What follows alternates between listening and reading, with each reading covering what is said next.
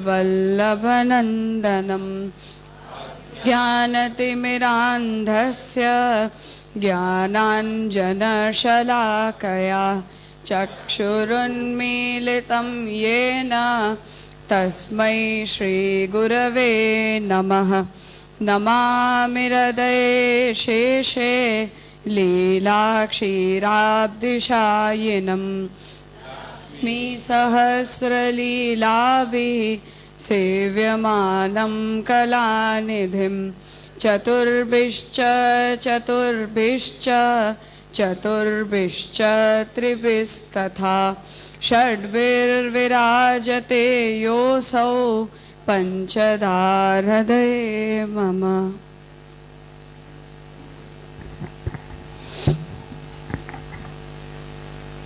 श्री पुरुषोत्तम जी द्वारा विरचित वाद ग्रंथों के अंतर्गत अवतार वादावली भाग 3 में हमने पिछले सेशन में भक्ति उत्कर्षवाद को संपन्न करके फिर श्रीमद् भागवत स्वरूप विषयक शंका निरासवाद इस ग्रंथ को हमने प्रारंभ किया था। थोड़ा सा उसका आगे का पूरा पर संबंध देख के और फिर हम आगे का जो नूतन विषय उसे कंटिन्यू करेंगे। इस वाद ग्रंथ में जो मूल बात पुरुषोत्तम जी चर्चा में लाना चाह रहे हैं वो ये है कि भागवत महापुराण के अंतर्गत आएगी या उपपुराण के अंतर्गत आएगी। इस प्रकार के विचार के पीछे ऐतिहासिक रूप से महाप्रभु जी के कुछ समय के बाद अर्थात हिस्टोरिकल टाइमलाइन में यदि हम जाएं तो 16वीं 17वीं शताब्दी के आसपास ऐसा एक विचार प्रवाहित किया गया था कि देवी भागवत जो है वो अष्टादश पुराणों के अंतर्गत समाविष्ट होगी और जो श्रीमद् भागवत महापुराण है वो उपपुराण के अंतर्गत गिनती में आएगा। मूल अष्टादश पुराणों की गिनती के अंतर्गत उसका समावेश नहीं किया जाएगा। ऐसा विचार किसने प्रवाहित किया उसका कोई सोर्स हमें प्राप्त नहीं होता है, पर पुरुषोत्तम जी से पहले श्री जीव गोस्वामी चैतन्य संप्रदाय के षड गोस्वामी में जो आचार्य परंपरा में है उन्होंने भागवत के ऊपर जो टीका लिखी है षट संदर्भ, उसमें तत्व संदर्भ के अंदर भी उन्होंने इस बात का स्पष्टीकरण दिया है कि कुछ लोगों के विचार से देवी भागवत जो है वो अष्टादश पुराणों के अंतर्गत है, परंतु ये मत अयोग्य है और श्रीमद् भागवत ही महापुराण है। इस प्रकार से उन्होंने भी तत्व संदर्भ के अंदर ये स्पष्टता दी है, जिससे ऐसा लगता है क्योंकि जीव गोस्वामी रूप गोस्वामी गोसाई जी के कंटेम्पररी हैं, गोसाई जी के समकक्ष पीढ़ी के हैं और गोसाई जी गोकुल विराज रहे हैं और वो लोग वृंदावन रह रहे हैं।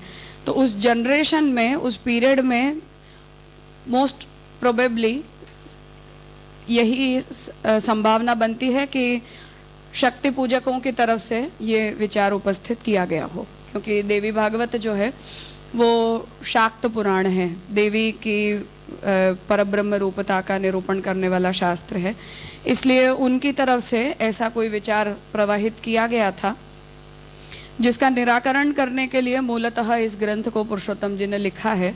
और उसके साथ साथ भागवत जी के स्वरूप को लेकर अन्य भी जो भी पूर्व पक्ष उपस्थित हुए हैं उनका भी निराकरण आपने यहाँ साथ साथ में इस ग्रंथ के अंतर्गत कर दिया है।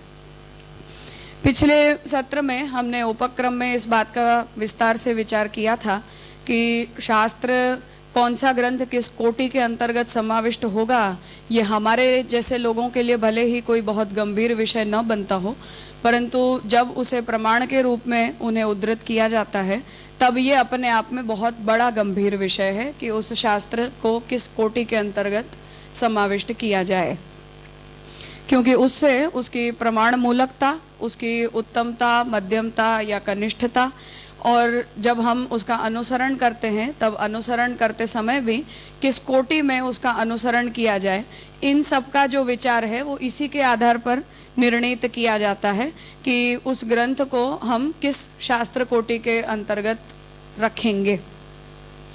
तो जब हम श्रुति कहते हैं तो श्रुति का अपना एक स्थान है, स्मृति कहते हैं तो स्मृति का अपना स्थान है। जब हम पुराण कहते हैं तो पुराण का अपना स्थान है, तंत्र कहते हैं तो तंत्र का अपना स्थान है, और फिर संप्रदाय के आचार्यों द्वारा लिखित जो स्वतंत्र ग्रंथ हो या टीका ग्रंथ हो उनका अपना स्थान है। इसलिए उन कोटि क्रमों को कभी भी बदला नहीं जा सकता है और न ही वो कोटि क्रम कभी भी एक दूसरे के विकल्प के रूप में या रिप्लेसमेंट के रूप में यूज़ किए जा सकते हैं। ऐसा नहीं किया जा सकता, और यही इस विषय की गंभीरता को सूचित करता है कि हम उन शास्त्र ग्रंथों को किस कोटि क्रम के अंदर समाविष्ट करते हैं। इसलिए यहाँ पुरुषोत्तम जी ने इस विषय में इतना विशद विचार करना आवश्यक समझा है, क्योंकि ऐसी इंटरचेंजेबिलिटी के कारण जो है वो उस शास्त्र के प्रामाण्य के ऊपर प्रश्न चिन्ह उठता है, और यदि उस शास्त्र के ऊपर प्रश्न उठेगा तो उस शास्त्र का अनुसरण करने वाले हर मार्ग और हर संप्रदाय के ऊपर भी प्रश्न उठेगा। इसी बात को इसके बाद का जो वाद ग्रंथ है वहाँ भी पुरुषोत्तम जी आगे बढ़ा रहे हैं, तो वो सेम उपक्रम वहाँ के लिए भी हमें समझना है। तो यदि श्रीमद् भागवत महापुराण उपपुराण बन जाता है और मूल अष्टादश पुराणों के अंतर्गत नहीं रह जाता है, तो श्रुति और स्मृति के अंदर जैसी प्रमाण व्यवस्था में एक श्रुति जो है वो मूल धर्म है और स्मृति उसका उपकारी धर्म है, या श्रौत धर्म से विहीन लोगों के लिए वो वैकल्पिक अनुकल्प के रूप में बताया जाता धर्म है, ऐसा ही मूल महापुराण और उपपुराणों के बीच में भी ऐसा ही कंसिडरेशन है कि उपपुराणों के भी चरित्रों के अंदर यदि कभी भी ऐसा कोई प्रश्न उठता है कि ये मूल वस्तुतः ये घटित हुआ है या ये धर्म है या अधर्म है, तब भी उसमें यही नीति रखी जाती है कि मूल महापुराण में प्रतिपादित धर्मों के साथ उन्हें देखा जाए, उन्हें वेरीफाई किया जाए। तो यदि मूल पुराणों में निरूपित धर्म के साथ वो एक लेवल पर चलते हैं तो वो प्रमाण माने जाते हैं, यदि नहीं माने जाते हैं तो अनुकल्प रूप से प्रमाण माने जाते हैं, और विपरीत जाते हैं तो अप्रमाण माने जाते हैं। तो ऐसी स्थिति यदि श्रीमद् भागवत को हम उपपुराण के अंतर्गत रख देते हैं उसकी गिनती, तो यही स्थिति उपस्थित होती है कि फिर भागवत में निरूपित जो धर्म है वो मूल धर्म नहीं है, वो अनुकल्प के धर्म है, या उन्हें अन्य शास्त्रों के साथ वेरीफाई करने की आवश्यकता है, या फिर अप्रमाण भी सिद्ध किए जा सकते हैं यदि अन्य किसी पुराण के साथ उनका संबंध न बैठ पाता हो तो। हाँ,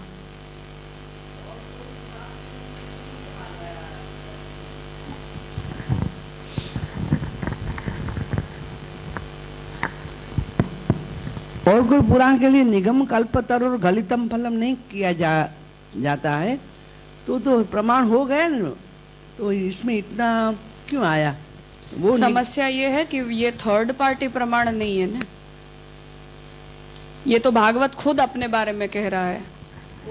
ये प्रमाण नहीं, सफिशिएंट नहीं है।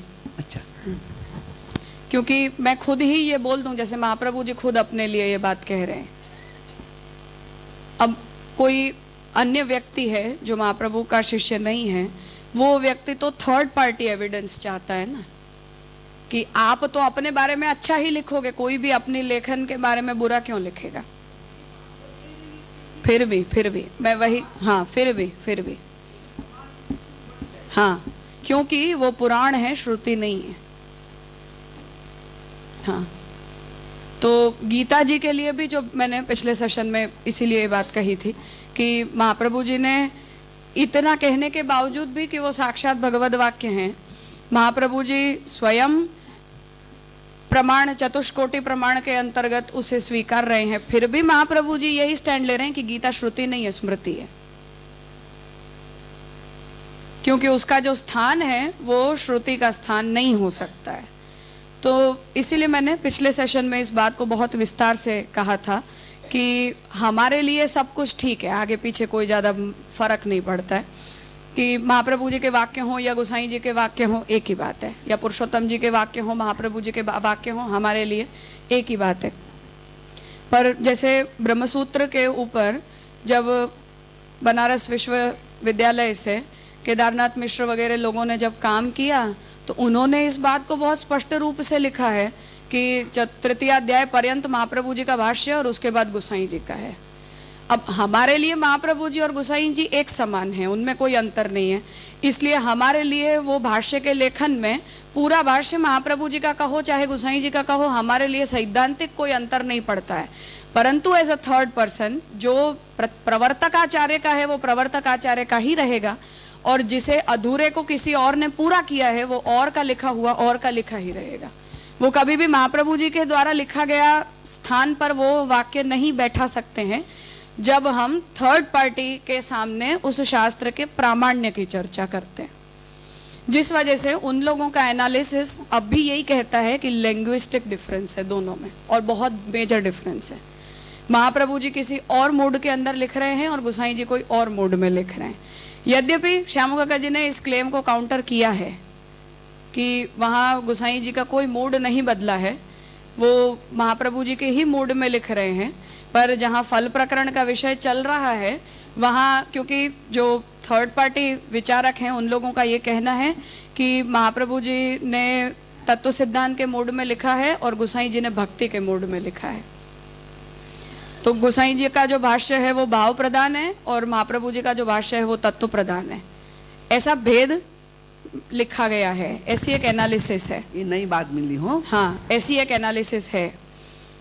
और ये एनालिसिस हम अगर ज़्यादा गोसाई जी के स्वरूप से या उनके अन्य लेखनों से यदि हम परिचित न हो, हम पढ़ेंगे तो देख लेना साफ पता चलता है कि हमें देखकर हम भी एज ए पुष्टि मार्गी भी हम इस बात को समझ सकते हैं कि मूड बदल गया है, यहाँ भाषा बदल गई है, तरीका बदल गया है, विषय का निरूपण की प्रक्रिया बदल गई है, ऐसा लगता है।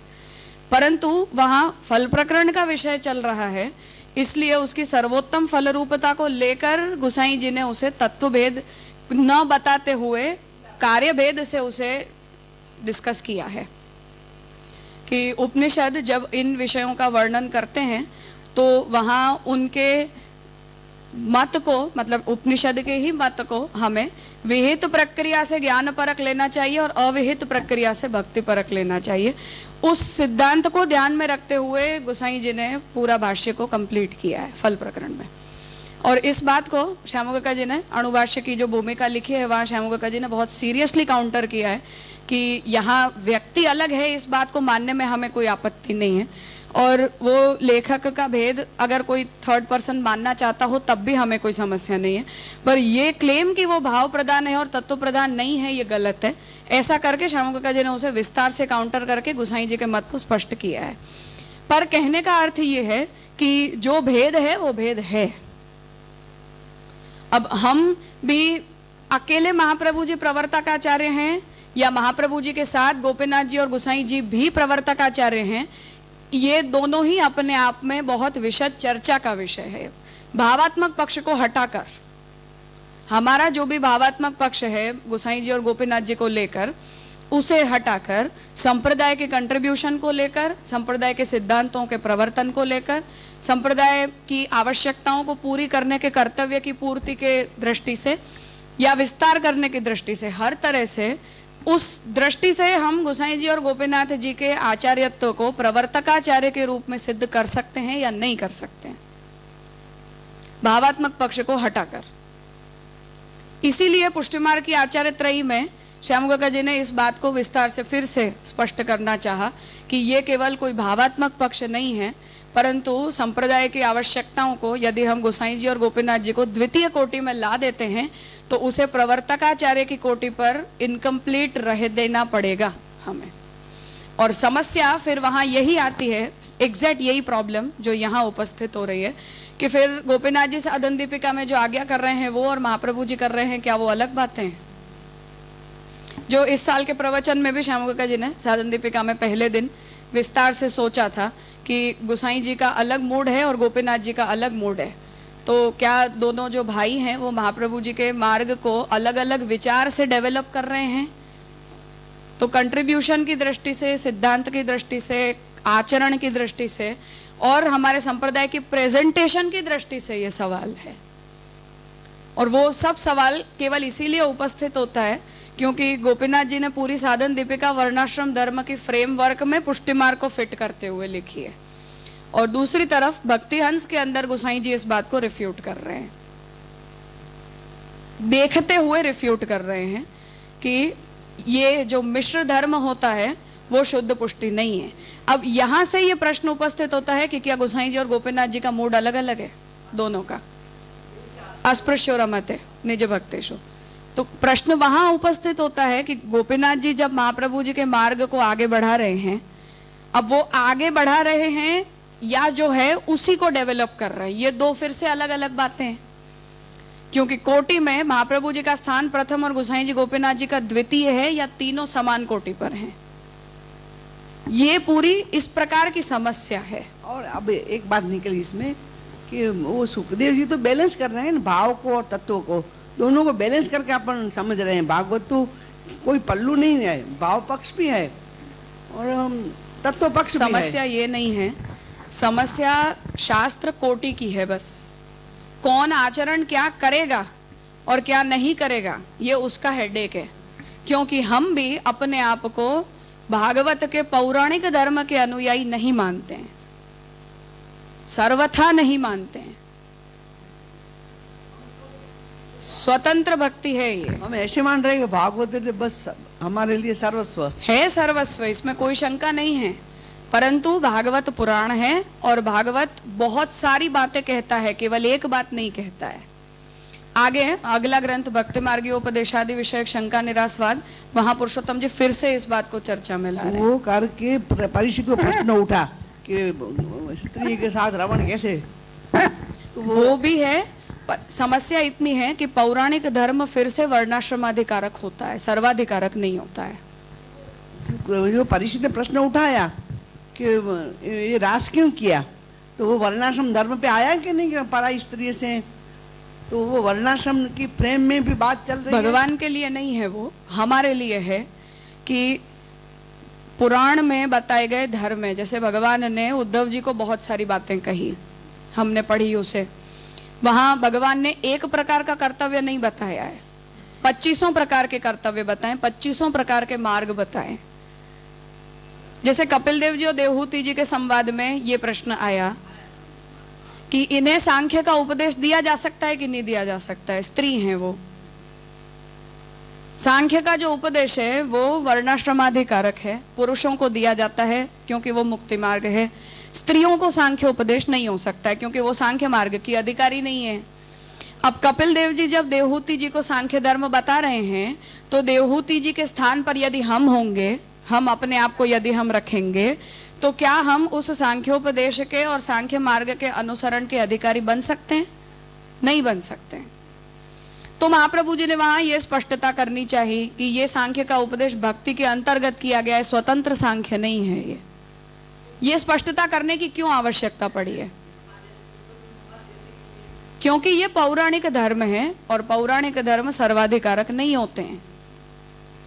तो समस्या इस स्थिति में आती है क्योंकि प्रत्येक शास्त्र अपने अपने अधिकारी को देखकर चलता है और उस शास्त्र में निरूपित जितना भी विषय है उसमें से ऐसी सॉर्टिंग करने की आवश्यकता होती है कि पुराण का इतना पार्ट तुम्हारे लिए है और इतना पार्ट तुम्हारे लिए नहीं है। जैसे पाठ के क्रम में हम वेद स्तुति को छोड़ देते हैं, चतुश्लोकी भागवत छोड़ देते हैं। क्यों छोड़ देते हैं? श्रौत है वो, इसलिए श्रौतंग है। पुराण है परंतु पुराण का भी वो श्रौतंग है। श्रौतंग होने के कारण वो सर्वाधिकारक नहीं है, तो उसके मूल पाठ को ड्रॉप कर देना पड़ता है हमें। ये कोटि की समस्या है, शास्त्र कोटि की समस्या है। तो ये जो समस्या यहाँ पुरुषोत्तम जी रेज कर रहे हैं, इसलिए मैंने उदाहरण के रूप में हमारे संप्रदाय के लिए ये बात कही कि हमारे लिए सब कुछ एक जैसा होता है। हमारे लिए इन सब चीज़ों से कोई ज़्यादा हमें फ़र्क नहीं पड़ता है कि किस कोटि में क्या बात हो रही है या नहीं हो रही है। और हम अनुयायी हैं और शिष्य हैं, इसलिए भाव पक्ष के दृष्टि से हमारे लिए वो ठीक है। हाँ, क्योंकि महाप्रभु जी भी इसीलिए इस बात को स्पष्ट कर रहे हैं कि गीता साक्षात भगवद वाक्य होने के बावजूद भी श्रुति कोटि में नहीं आ सकती है। क्योंकि कोई व्यक्ति यदि गीता के बताए हुए धर्मों का अनुसरण करना चाहेगा तो अब वो श्रौत अधिकारी चाहिए, फिर वेदाधिकारी व्यक्ति चाहिए। जिस व्यक्ति को मानो वो वेदाधिकार से च्युत हो गया है तो अब वो गीता में बताए गए धर्मों का अनुसरण कर सकता है या नहीं कर सकता है? यदि गीता श्रुति है तो नहीं कर सकता है। अब यदि गीता स्मृति है तो फिर ये प्रश्न उपस्थित होता है कि वैदिक धर्म का अनुसरण करने वाले व्यक्ति के करते गीता में निरूपित धर्मों का अनुसरण करने वाला व्यक्ति मध्यम कोटि का है, और वैदिक धर्म का अनुसरण करने वाला उत्तम कोटि का है, क्योंकि श्रुति और स्मृति में उत्तमता और मध्यमता का भेद है। इसलिए फिर से ये एक एडिशनल क्लैरिफिकेशन है कि स्मृति विभाग दो प्रकार के होते हैं, एक नित्यानुमेय वेद मूलिका स्मृति विभाग होता है और एक धर्म निरूपिका होता है। गीता जी नित्यानुमेय वेद मूलिका स्मृति विभाग है, धर्म निरूपक नहीं है। तो ये एक एडिशनल क्लैरिफिकेशन है। उसका अर्थ ये होगा कि अब स्मृतियों के अंतर्गत गीता का स्थान ऊपर है और अन्य स्मृतियों का स्थान नीचे है। इसलिए वेद के बाद कोटिक्रम में गीता, गीता के बाद फिर अन्य स्मृति शास्त्र, ये एक कोटि हमारे पास बीच में आती है। अब साधन भेद उपस्थित हुआ अधिकारी के कारण कि वो व्यक्ति के द्वारा किया गया साधन किस प्रकार के फल को जनरेट करेगा। क्या वो वेद निरूपित फल को ही जनरेट करेगा या स्मार्त फल को अधिकारी बनेगा अनुयायी? अब इस बात की स्पष्टता करो, क्योंकि यदि श्रौत फल उससे नहीं सिद्ध हो रहा है तो उसका मतलब है कि यह मध्यम कोटि है, और स्मार्त फल की सिद्धि हो रही है तो नित्यानुमेय वेद मूलिका स्मृति विभाग और धर्म निरूपक स्मृति विभाग के बीच का डिफरेंस क्या और कितना, ये एक तीसरी प्रॉब्लम है। अब अगर हम फल भेद को सिद्ध कर देते हैं तब ये प्रश्न उपस्थित होता है कि फिर हम पूरी जो गीता है उसका मूल उपदेश क्या है और अवान्तर उपदेश क्या है। अब पुरुषोत्तम जी या महाप्रभु जी अपनी तरफ से ये कहते हैं कि भक्ति और शरणागति भगवत गीता का मूल उपदेश है। अब वो भक्ति उपासना भक्ति है, स्मार्त भक्ति है, तांत्रिकी भक्ति है या स्वतंत्र भक्ति है, ये चौथा सवाल है। और उसके अंतर्गत जो अवान्तर मार्ग दिखाए गए हैं, सांख्य मार्ग दिखाया है, योग है, ज्ञान है, कर्म संन्यास है, इन सब का स्टेटस क्या है? वहां बताया हुआ ज्ञान योग और औपनिषदिक ज्ञान योग एक है या अलग है? यहाँ का कर्म संन्यास और वहां का कर्म संन्यास एक है या अलग है? यहाँ की शरणागति और वेद में बताई गई शरणागति एक है या अलग है? यहाँ की शरणागति उपासना मार्गीय शरणागति है या स्वतंत्र भक्ति मार्गीय शरणागति है? ये सारे प्रश्न इन कोटियों के साथ उपस्थित होते हैं जो आंसरेबल हैं, हर सवाल आंसरेबल है।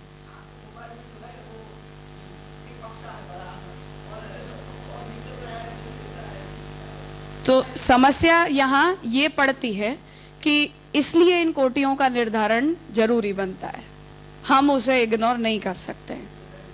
क्योंकि कोई हमसे अगर इस बात को पूछता है तो हमें अपने संप्रदाय की तरफ से इस बात को आंसर करना पड़ता है कि हम उस अनुयायी को क्या कहेंगे कि तुम कहाँ के अधिकारी हो।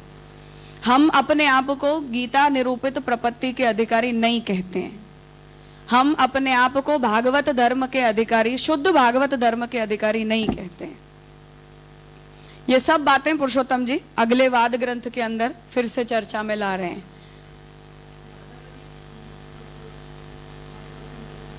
हाँ बिल्कुल, क्योंकि एज आचार्य वो हमारी जिम्मेदारी है, करना पड़ता है ना।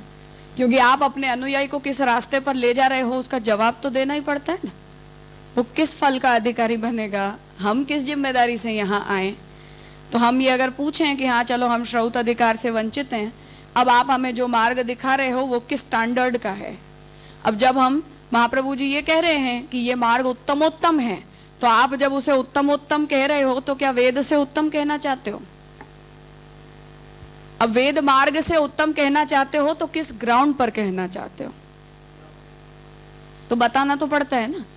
मार्गोयम सर्व मार्गाणाम उत्तम परिकीर्तितः जब महाप्रभु जी कह रहे हैं तो सर्व मार्गाणाम में पौराणिक मार्ग, तंत्र मार्ग, स्मार्त मार्ग, वेद मार्ग, क्या सर्व मार्गाणाम।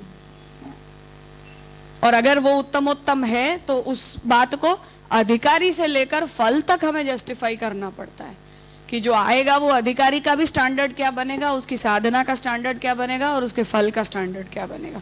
और इसके अंदर यदि मुख्य का और अवान्तर का या विकल्प का या अनुकल्प का ऐसा भी अगर कोई आप भेद जनरेट कर रहे हो तो वो भेद भी आप किस स्टैंडर्ड पर रखना चाहोगे वे शास्त्र की कोटि के अंदर। ये सारी समस्याएं हैं, कहने का अर्थ ये है। कोई इसका टेबुलर फॉर्म हो सकता है, मतलब I mean if you put like कि वेद मार्ग है और फिर महाप्रभु जी जो या तो वेद मार्ग में अधिकारी कौन, उसके फल क्या, और हम जो कर रहे हैं उसके हम लोग अधिकारी कौन और उसके फल, ऐसे पूरा एक फॉर्म कर सकते हैं क्योंकि पर right now- समस्या ये है कि कोई भी मार्ग अपने आप में अन्यों को छोड़ा हुआ नहीं होता है। जैसे हम भी वेद विभाग के कुछ अंशों का अनुसरण करते हैं, हम भी स्मृति विभाग के बहुत से अंशों का अनुसरण करते हैं, पौराणिक का भी करते हैं, तंत्र का भी करते हैं और स्वतंत्र भी करते हैं। तो अपने यहाँ के जितने भी मार्ग होते हैं वो सब इस प्रकार की खिचड़ी होती है, उसमें बस केवल मुख्य का और अवान्तर का भेद होता है कि क्या आपके साधन का सबसे मुख्य एलिमेंट है और उसको सप्लीमेंट करने वाले अवान्तर एलिमेंट्स क्या क्या हैं। सो वंस अगेन अगर हम लोग ऐसे कहे कि हम स्वतंत्र भक्ति मार्ग की है तो उसके अंदर भी ऐसे अधिकारी मुख्य और अवान्तर का भेद पड़ेगा होते रहेंगे। हाँ, ओके, सो वही बात सिद्धांत मुक्तावली में शायद महाप्रभु जी जो कह रहे हैं कि वो सॉरी आई फॉरगॉट दैट, शुरुआत में ही है ना सेवा, अवान्तर फल की जो बात कर रहे हैं। हाँ, बात मुख्य यह फल। है कि इस प्रकार की खिचड़ी फल में नहीं होती है, साधन में होती है केवल। फल तो भगवान है, तो वो परब्रह्म है। अब जब हम ये कह रहे हैं कि कर्म मार्ग से, ज्ञान मार्ग से, उपासना मार्ग से परब्रह्म की प्राप्ति नहीं होती है, तो फल की दृष्टि से तो मार्गोयम सर्व मार्गाणाम उत्तमः परिकीर्तितः स्पष्ट हो गया कि कृष्ण मिलेंगे जो परब्रह्म हैं, जो इन मार्गों से प्राप्त नहीं होते हैं। अब फल की दृष्टि से तो उत्तम फल की हमें प्राप्ति हो गई। अब विचार यह है कि वो साधन क्रम के अंदर और अधिकार के अंदर हम कहाँ हैं। जैसे हम जब कर्म करेंगे, हम जब ज्ञान अर्जित करेंगे, या जब हम भागवतीय अंशों का अनुसरण करेंगे, या कुछ पार्ट हम तंत्र से भी ले लेंगे और कुछ पार्ट हम स्वतंत्र भी, मतलब भाव प्रधान होकर भी करने लगेंगे, तो इन सब के अंदर ये हमारी साधना का जो पूरा क्रम है, इस साधना के पूरे क्रम में, मतलब सेवा और कथा वाले क्रम के अंदर हमारा मुख्य कल्प कौन सा है और हमारे अवान्तर कल्प या वैकल्पिक या अनुकल्पात्मक कल्प कितने हैं। तो मुख्य कल्प अपने यहाँ भाव प्रधान भक्ति का है और उसके अतिरिक्त श्रौत, स्मार्त, पौराणिक और तंत्र, ये चारों की चारों अनुकल्प हैं या विकल्प हैं, वो हमारे मुख्य कल्प नहीं है।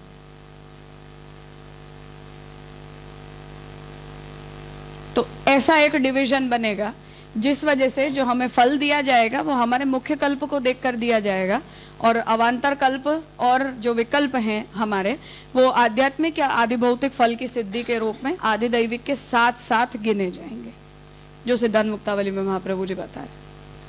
Can we discuss this further और आगे बढ़े, मतलब इस मेरा अगले ग्रंथ में वो आएगा ही पूरा, जी। यही विषय है वहां भी, पर उपक्रम मैं इसलिए ये करना चाह रही थी कि हमें इस ग्रंथ की सीरियसनेस समझ में आनी चाहिए। Thank you. टेक्स्ट में बहुत विषय नहीं है, टेक्स्ट में केवल इतना है कि भागवत के बारे में अन्य अन्य शास्त्र क्या कह रहे हैं और भागवत की अष्टादश पुराणों में केवल प्लेसमेंट कितनी है। पर इसका जो पूरा बैकलॉग है वो ये समस्या है कि जिसमें हमें भागवत को वो स्थान देना पड़ता है, सिद्ध करना पड़ता है, जिसके आधार पर हम ये कहते हैं कि हम भागवत मार्गी हैं और हम अपने पूरे संप्रदाय की नींव को भागवत के ऊपर तो बना रहे हैं। तो हम अगर वो भागवत उपपुराण हो गई तो हमारे संप्रदाय की नींव नहीं हिल गई पूरी, ये प्रॉब्लम है। और हमारे अपने ऊपर ही ये सवाल है कि हम जो साधना कर रहे हैं या हम जो कुछ भी कर रहे हैं वो फल की दृष्टि से कहाँ जाएगा, क्या मिलने वाला है हमें इससे। और श्रौत, स्मार्त और पौराणिक धर्मों का अनुसरण करने वालों के साथ हम कौन सी सीट शेयर करेंगे, क्योंकि पुराना जो आचार है उसमें श्रौत ब्राह्मण, स्मार्त ब्राह्मण के साथ नहीं बैठता है, कभी भी एक आसन नहीं बैठा जाता है, क्योंकि स्मार्त ब्राह्मण मध्यम कोटि के होते हैं, क्योंकि आप वेदाधिकार से च्युत हो गए हो। दक्षिण के लोग अभी भी, जो भी अग्निहोत्री होते हैं, वो कभी भी दूसरों के साथ एक आसन पे नहीं बैठते हैं, कभी नहीं बैठते हैं। अब इसमें हम अपने आप को कहाँ डालें इस कोटि में। अगर हमारे सामने एक श्रौत है एक स्मार्त है, एक पौराणिक धर्म का अनुसरण करने वाला है, एक तंत्रोक्त भक्ति करने वाला है, और 5वें हम हैं। तो उन चारों में हम कहाँ हैं? हम किसे अपना भाई भाई माने? किसके साथ हम बैठें? किसके साथ हम अपने आप को शेयर करेंगे? तो कोई हमें ये कह दे शास्त्र कोटि की दृष्टि से कि तुम तो अंत्यज हो, तो हम उन्हें क्या जवाब देंगे कि हम जो कर रहे हैं वो क्या कर रहे हैं? तो फिर मार्गोयम सर्व मार्गाणाम उत्तमः परिकीर्तितः का क्या होगा? या सर्व मार्गेषु नष्टेषु श्री कृष्ण शरणम मम का क्या होगा? तो हमें जवाब तो देना पड़ेगा ना, महाप्रभु जी को तो देना पड़ेगा कि अंत्यज नहीं है हम, चाहे जैसे भी हो। महाप्रभु जी का मार्ग अंत्यज नहीं है, कहने का मतलब ये है। हम हो सकते हैं, उसको मानने में भी हमें कोई आपत्ति नहीं है, धर्म की दृष्टि से हम जैसे भी हों, पर महाप्रभु जी के मार्ग को कभी भी हम उस स्टैंडर्ड में नहीं जाने दे सकते। इसलिए वो स्टैंडर्डाइजेशन की बात है, हमारी पर्सनल नहीं, हमारे मार्ग की और महाप्रभु जी के सिद्धांत के स्टैंडर्डाइजेशन की बात है। हाँ, वो उत्तम भक्ति है ना, इसलिए। मैं जो मासी ने पूछा वही प्रश्न पूछने वाली थी, वो तो आपने हो गया समाधान, लेकिन फिर भी अभी मुझे ये पूछना है कि संप्रदाय की दृष्टि से हम ये पढ़ रहे फिलोसॉफिकल एस्पेक्ट के किसी को हम क्या बोलेंगे, पर अगर हम व्यक्तिगत लेवल पर अगर हम आज हमारी एंगल से देखें तो हम भागवत को सर्व उद्धारक हमारे लिए टॉप लेवल पे रखते हैं। भले दूसरे को नहीं हम बोल पाए या बताने की ज़रूरत भी क्या है हमारे लेवल पे, मतलब पर्सनल लेवल पे नहीं है ना, क्यों नहीं है? हमारे अपने स्टैंडर्ड का क्या नहीं तो आपको ये आपकी अंधश्रद्धा नहीं हो सकती है। ऐसे हर मार्गी ऐसा ही अपने अपने गुरु के ऊपर, अपने अपने मार्गों के ऊपर हर व्यक्ति श्रद्धा रखता है, पर हम जानते हैं कि ऐसे लोग अपने पतन के रास्ते पर चल रहे हैं। जैसे अगर मैं मार्ग में हूँ, शिक्षित हूँ, तो जो मेरे गुरु ने बोला तो मेरे लिए वो लास्ट लाइन है। ऐसे उसको अंधश्रद्धा में आप गिनोगे कि श्रद्धा में गिनोगे? नहीं, अंधश्रद्धा में गिनूंगी। तो क्योंकि हमारे पास उसका जवाब होना चाहिए कि हम ऐसा क्यों मान रहे हैं। अगर मैं समझ गई हूँ लेकिन मैं बता नहीं पा रही हूँ तो भी अंधश्रद्धा है। हाँ, क्योंकि उसका मतलब यही है कि अगर आप बता नहीं सकते हो, उसका मतलब ये कि आप समझे नहीं हो। प्रॉब्लम देखो केवल इतनी है कि कोई व्यक्ति हमसे आकर ये कह जाता है उस सर्कल में, जैसे मैं अपने लिए बोलूं, एक जब उडुपी के अंदर कॉन्फ्रेंस हुई थी और मैं गई थी तो वहाँ अग्निहोत्री थे जो चेयरपर्सन थे। तो अब मेरा तो वेदांत का विषय था, तो मुझसे उन्होंने पूछा आपको वेदांत किसने पढ़ाया? स्त्री हो ना, इसलिए ये सवाल आया। तो मैंने कहा कि मेरे पिता ने पढ़ाया, मेरे गुरु ने पढ़ाया। तो उन्होंने बोला कि आप वल्लभ संप्रदाय से हो? मैंने कहा हाँ। तो उन्होंने कहा कि वेदांत शिक्षा के बारे में वल्लभाचार्य जी का क्या स्टैंड है? वो स्त्री के प्रति अधिकारी हो सकता है या नहीं हो सकता है? ऐसा पूछा था मुझसे, पब्लिक में, अकेले में भी नहीं पूछा था। और वो मैं उन्हें इसलिए उसे मैंने इंसल्ट के रूप में नहीं माना, क्योंकि उस स्टैंड पर बैठे हुए व्यक्ति का ये अधिकार भी है और उसका ये कर्तव्य भी है कि उन्हें इस मर्यादा की रक्षा करनी चाहिए। तो सब कुछ सर्वाधिकारक नहीं होता है, ये बात सच है। और उस मूल परंपरा का पार्ट होने के कारण हमें इस बात में बहुत अवेयर होना चाहिए कि हम जो कुछ भी कर रहे हैं वो शास्त्र मर्यादा के उल्लंघन के रूप में कभी नहीं होना चाहिए। तो 300-400 लोगों के बीच में मुझसे पूछा था, जब मैंने बोल दिया तो उन्हें कमेंट करने की बात थी केवल, मैंने कुछ भी ऐसी बात नहीं बोली थी। फिर भी उन्होंने सबसे पहला उनका सवाल ये था कि आपको वेदांत किसने पढ़ाया? क्योंकि अब तक की स्थिति ये होती है कि ज़्यादातर कॉन्फ्रेंसेस के अंदर मैं अकेली लड़की होती हूँ, अकेली होती हूँ, सब पुरुष होते हैं, मोस्टली हर व्यक्ति पुरुष होता है ज़्यादातर। तो ये एक जेन्युइन सवाल है और हमारी तरफ से ये आंसरेबल है कि हम उस वेदांत के ज्ञान को किस कोटि का ज्ञान मानते हैं। तब मैंने यही कहा था कि महाप्रभु जी के हिसाब से भी ये त्रैवर्ण का अधिकारक ही है, स्त्री के प्रति अधिकारी नहीं है। तो मूल वेदांत स्त्री के प्रति अधिकारी नहीं हो सकता है, परंतु ब्रह्मसूत्र हो और आचार्यों की तरफ से उस वेदांत का जो इंटरप्रिटेशन है वो सांप्रदायिक वेदांत हमारे लिए अधिकारी है, और उसी ज्ञान के आधार पर ये बातें बोली गई है। ये स्टैंडर्डाइजेशन की हाँ, बात। आपको पूछने वाले अलग लेवल के हैं।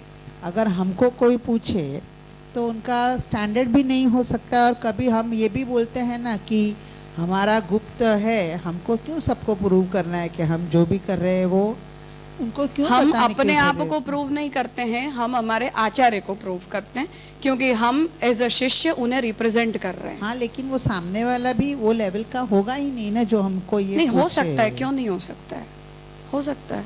हमारे आसपास ऐसे बहुत से लोग घूमते हैं जो लोग अपने आप को अशास्त्रीय संप्रदाय के अनुयायी मानते हैं। वो लोग हमसे पूछते हैं ऐसी बात है, कोई रामकृष्ण मिशन वाला मिल जाएगा तो आप क्या जवाब दोगे? ये लग आर्ट रहा ऑफ लिविंग था वाला कि- मिल जाएगा तो आप क्या जवाब दोगे? ब्रह्मा कुमारीज वाला मिल जाएगा तो आप क्या जवाब दोगे? मैं तो ऐसे सोचूं, अगर मुझे ऐसे कोई मिले कि इट्स फॉर माई सेक, मुझे आपको प्रूव करने की जरूरत नहीं, मैं ऐसा समझ। मैं इसीलिए कह रही हूँ कि वो आपको अपने आप को प्रूव करने की आवश्यकता नहीं है। हम हमारे संप्रदाय के रिप्रेजेंटेटिव हैं, इसलिए हम जो भी आचरण करते हैं, हम अपने मुंह से जो भी बोलते हैं, वो महाप्रभु जी का लिखा, महाप्रभु जी का किया बोलते हैं, और हम अपने आचरण को महाप्रभु जी का ये अनुयायी ऐसा कर रहा है, ऐसा ही देखा, सुना, समझा और बोला जाता है। तो हम जो कुछ भी करते हैं उसके लिए हम रिस्पॉन्सिबल हैं। हम ये कंठी उतार कर जो कुछ भी करते हैं उसके लिए हम बिल्कुल रिस्पॉन्सिबल नहीं है। हमारी पर्सनल जिम्मेदारी है, हम चाहे जो करें। हम अगर आप अपने गले में कंठी पहने हुए हो या माथे के ऊपर आप तिलक लगाकर अगर आप कुछ भी करते हो, एक बेसिक लौकिक कार्य भी क्यों ना करते हो, वो महाप्रभु जी को रिप्रेजेंट करता है। और आपका जो आचरण है वो क्वेश्चनेबल भी इसीलिए बनता है, और वो मैं अगर महाप्रभु जी की वंशज नहीं होती तो ये सवाल मेरे लिए भी नहीं होता, क्योंकि बहुत लड़कियां वेदांत पढ़ती हैं, इसमें कोई नई बात नहीं है। पर ये मुझसे इसलिए पूछा गया था क्योंकि इंट्रोडक्शन में ये कहा गया था कि मैं महाप्रभु जी की वंशज हूँ, इसलिए उन्हें मुझसे ऐसी अपेक्षा नहीं थी कि मैं ऐसा कोई काम कर सकती हूँ जो शास्त्र मर्यादा के उल्लंघन के रूप में किया जाता हो। इसलिए उन्होंने मुझसे ये बात पूछा कि महाप्रभु जी का इस बारे में क्या मत है, क्या वो इसे अलाउ करेंगे या नहीं करेंगे। ये समस्या है। सब हर व्यक्ति आया, जो भी अपने आप को महाप्रभु जी का शिष्य बताता है वो आएगा ही आएगा। आप कुछ करोगे तो वो ये समझेगा कि ये महाप्रभु जी का बताया हुआ ही कर रहे हैं ना। हम अपने घर में कुछ विपरीत कर रहे हैं तो देखने वाला ये तो नहीं कहेगा कि आप अपनी मनमर्जी का कर रहे हो, वो ये कहेगा कि इनके मार्ग में ऐसा ही कहा गया होगा या इनके आचार्यों ने ऐसा ही लिखा होगा। ऐसे ही तो असेसमेंट किया जाता है। हम भी तो दूसरों को ऐसे ही जज करते हैं कि इनका तो मार्ग ही ऐसा होगा, इनके ग्रंथों में ही ऐसा लिखा होगा। हम ऐसा थोड़ी कहते हैं कि ये गलत कर रहा होगा। तो जो हमें जो कुछ भी करते देखेगा तो वो तो सवाल तो मार्ग के ऊपर ही उठता है ना, हमारे ऊपर थोड़ी उठता है। हम होटल में बैठे खाते हुए दिखाई देंगे तो कोई हमसे ये थोड़ी कहेगा कि ये गलत कर रहा है, वो ये कहेगा वो वैष्णव हो कैसा करते। तो किसके ऊपर बात आई? महाप्रभु जी पर आई। धन्यवाद परम। हाँ मान लिया ना, क्योंकि वहां भी तो ऐसा ही होता है। सब संप्रदायों में सांप्रदायिक आचार्य के जो विरचित ग्रंथ होते हैं वहीं से वो वेदांत को इंटरप्रेट किया जाता है। तो उन्हें अच्छा लगा, उन्हें कोई समस्या नहीं लगी उसमें। धन्यवाद परम राजा। ये सब हम जो पढ़ रहे हैं, जो जैसे आपने समझाया, यानी किसी को बताने के लिए तो सही है, और लेकिन मेन तो खुद की दृढ़ता के लिए भी तो है। सवाल ही नहीं। ऐसा नहीं कि आज कोई आके हमको प्रश्न पूछेगा। आज के ज़माने में कि इतना डिजिटाइज हो गया है, ऐसे कितने भी रील आए, और यानी ये मन में सवाल तो उठेगा ही कि अगर हमें ज्ञान पूरा नहीं है तो ये ऐसा क्यों। सही क्योंकि बात है। श्यामू बाबा एक अच्छे उदाहरण से समझाते हैं कि अगर किसी को यानी जो शास्त्र या हमारे संप्रदाय का ज्ञान नहीं है और वो अंदर आ गया है भाव से, यानी उसका यानी प्रेम कैसा है कि यानी ठोकर लगी, एक दूसरे को देखा और प्रेम हो गया। वो प्रेम कैसा होगा कि कल कुछ ठेस लगी तो टूट भी गया। सही बात है। अगर पूर्ण ज्ञान है तो यानी ये हम यानी आगे तक ले जा सकें। इसलिए भी हम अभी कितना देखते हैं कि जीवन भर सेवा करके अंत में छोड़कर बैठ जाते हैं, क्योंकि ये सब यानी दृढ़ता नहीं है, इसी कारण तो है। सही बात है, 100%। वो ऐसी छोटी छोटी चीजें होती हैं जिनसे वो अशिक्षित हैं, ऐसा दिख जाता है अपने आप कि इन्हें इतनी बेसिक मार्ग की समझ नहीं है, ऐसा दिख जाता है।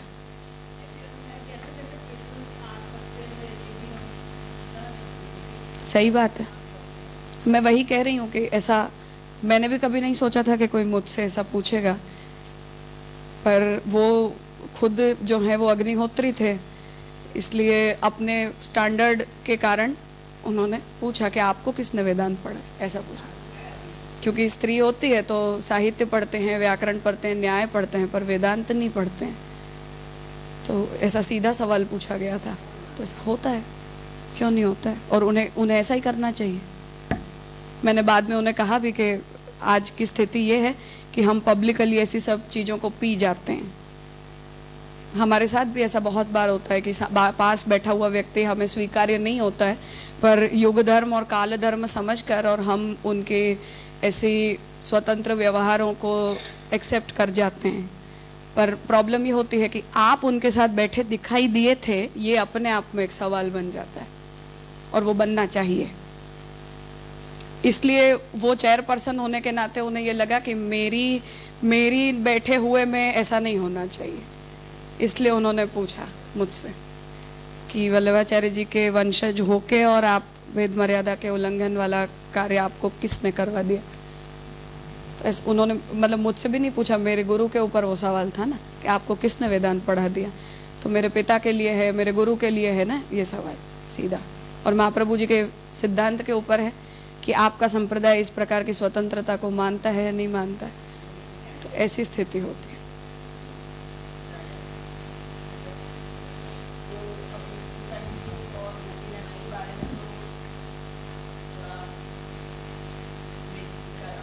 नहीं स्वीकारा, हाँ नहीं स्वीकारा कि उनके वक्तव्य में तो हमें ऐसी विपरीतता दिखने मिलती है, तो उसका तो यही समाधान हम कर सकते हैं नहीं कि वो सब एक दूसरे के पूरक है। जैसे गोपीनाथ जी ने जो वर्णाश्रम वाला साधन बताया और गुसाइन जी ने जो फल बताया, तो साधन जो है उसका फल ऐसा है तो फल दशा में ये ऐसा हो जाएगा कोई भी, और साधन दशा है तो वर्णाश्रम वाली है तो वो ऐसे उसका आचरण करो।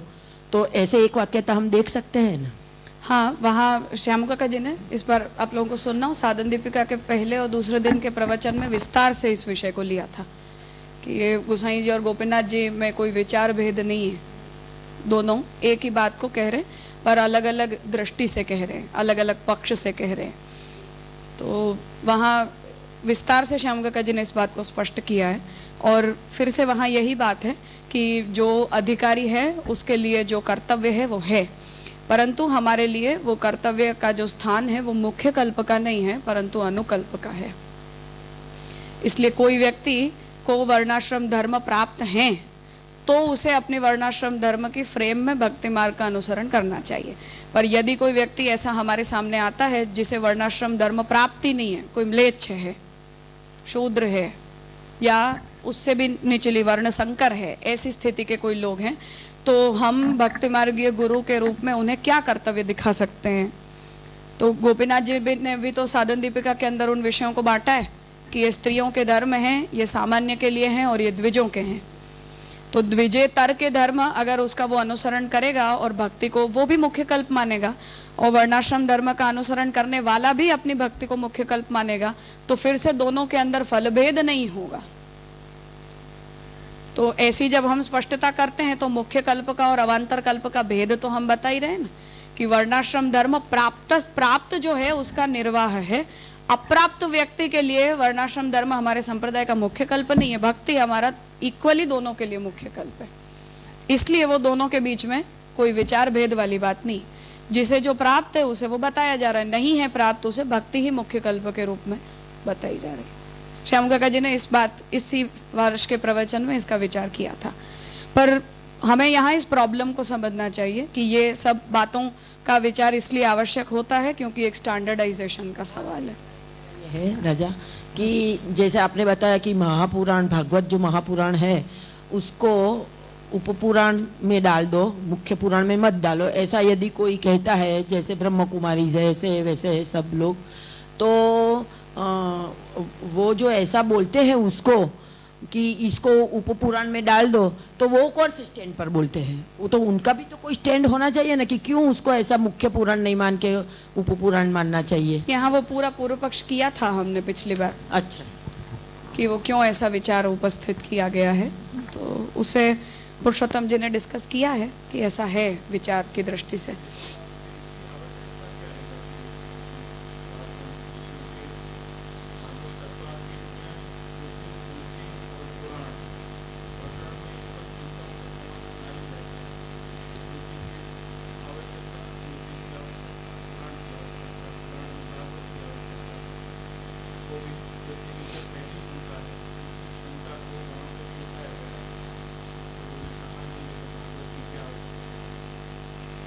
यहाँ आवश्यकता को पुरुषोत्तम जी नहीं चर्चा में ला रहे हैं।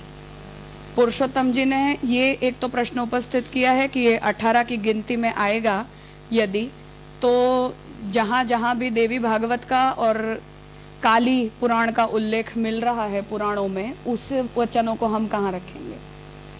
और दूसरा विचार ये आया कि भागवत जी की रचना के काल को लेकर जो बात प्रथम स्कंद के अंदर आ रही है कि वेदव्यास जी ने सभी शास्त्रों को प्रकट कर लेने के बाद उन्हें असंतुष्टि हुई और फिर उन्हें नारद जी की प्रेरणा से भागवत शास्त्र प्राप्त हुआ। तो गिनती की दृष्टि से यदि हम जाएंगे तो 18 पुराणों की रचना हो चुकी है, रामायण और महाभारत भी प्रकट हो चुके हैं और फिर भागवत को प्रकट किया जा रहा है, ऐसा उन वचनों से लगता है। जिस वजह से भागवत जी 19वें ग्रंथ के रूप में या तो गिन लो या उपपुराण के रूप में गिन लो, ऐसे दो विकल्प हमारे सामने उसके कालक्रम को लेकर उपस्थित हो।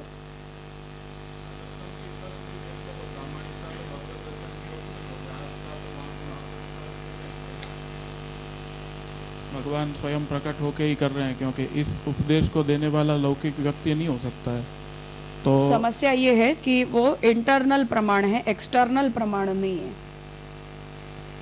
क्योंकि भागवत अगर खुद अपने बारे में कुछ कह रही है तब भी वो आंतरिक प्रमाण हो गया।